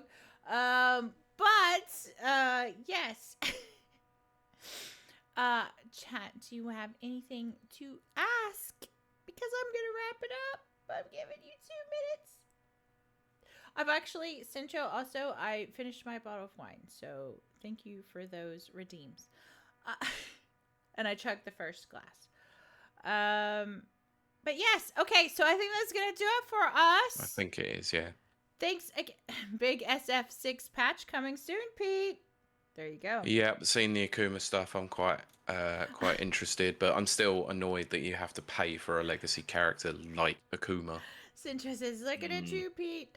No, I'm going to be playing it again. I've been thinking about re-picking up Street Fighter 6 again. Nana says, I'm surprised Max doesn't like Halo despite being an Xbox fanboy. It's true, but Max is not a Halo fan at all, which is funny to me because me and Max have like so much in common, but my number 1 game is Halo 3. My number 2 game being New Vegas. And I don't think that Max has even played a Fallout game. Then it says, I guess, first edition coming soon about the SF6. Oh, have you, Max? Have you played Fallout? Interesting. Not his type of game. Just not a fan. Yeah. See, I was gonna say not his type of game. It's RPG FPS. Shinjo says they gutted Honda headbutt and butt slam. I'm glad I switched. I don't know what any of that's about. Well, So I just- from E-Honda, yeah. Yeah. E-Honda has two special moves, which is the headbutt and the butt slam. You And they said basically butt. have they've nerfed both of them. Never nerf the butt. That should But be the apparently, main thing. like Honda does now have a crouching cancelable move, which actually helps a lot, I'm gonna which he take should have your had word for from it. the beginning. I'm not a fighting game fan because I'm a button masher. And then Sindro says, yeah, but only with buff. Okay. Yeah, of course. So Still something. we're gonna wrap this. Go ahead. Go ahead. I was going to say, just one last thing then. If you No, say you you're go not a fighting thanks, you're a button basher. I Yeah. think the best fighting game for button bashing is Tekken. Because yes! in Tekken, each button is a limb. So you've got left arm, left leg, right leg. And then you've got, if you're pressing towards the character, it's more aggressive. If you're backing off, it's more cool. defensive. You've got diagonals, high and low. Oh, So I you can like that. tactically button bash. So you can button bash, but with intent. I'm like, oh, I'm going to do a low kick. I'm going to do a high punch. I'm going to back up. You're still button bashing. You have no idea what you're doing. You'll pull off random moves, but you'll have a guide to them, Nice. sort of thing. So I call it tactical button bashing. Oh, I love that. That's Yeah. right up my alley. Yeah, because yes, that is me 100%. Sintra says the bigger thing is the forward medium punch, which is insane now, which I think is E-Honda. Yeah, just face roll in Tekken 8. Looking at you, Eddie, button mashing 3 and getting to rank 17. And then Sintra Yeah, did you hear says about that? It was sucks. someone put a bot on that was literally one of the Eddie combos. Is just, I think it's like just pressing low kick or something. Oh my And they managed to get to rank 17 with just a bot spamming the one button. And he Oh my got to gosh! They got that Of high up course. before people were able to then be good enough players to stop that from working. Because you can avoid it and stop it, but for inexperienced players, you're just going to go, plowing through loads of people. Yeah. Of course. Sintra says that's higher than my rank in Tekken. Maybe you should switch to Eddie Gordo and keep hitting the same button until you get a high enough rank. There you go. This is Easily I'm done. not butthurt or anything. You're not butt slammed. I was gonna say, but slammed. Yes. So I think that's gonna do it for us. I hope my microphone hasn't been too loud because I just saw me peaking, and I do apologize. No, you're fine. Okay, good. On my side, at least. Well, anyway. that's all that really matters, isn't it? Cincho says, don't butt slam anymore, peeps. See you around. Yes, Cincho, and we're so Advice. glad to see you tonight.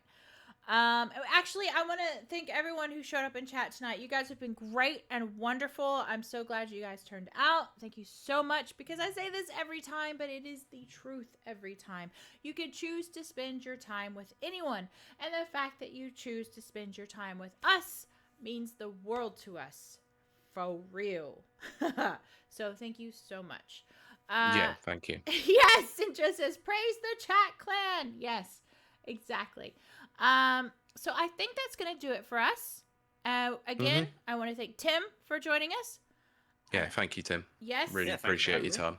time. And I want to thank Mags for joining us. And me and Pete, because we're awesome too. I think that's going to Yeah, not so much. Yeah, we do all right. But I think that's gonna do it for us. And so we will see you next week. Bye.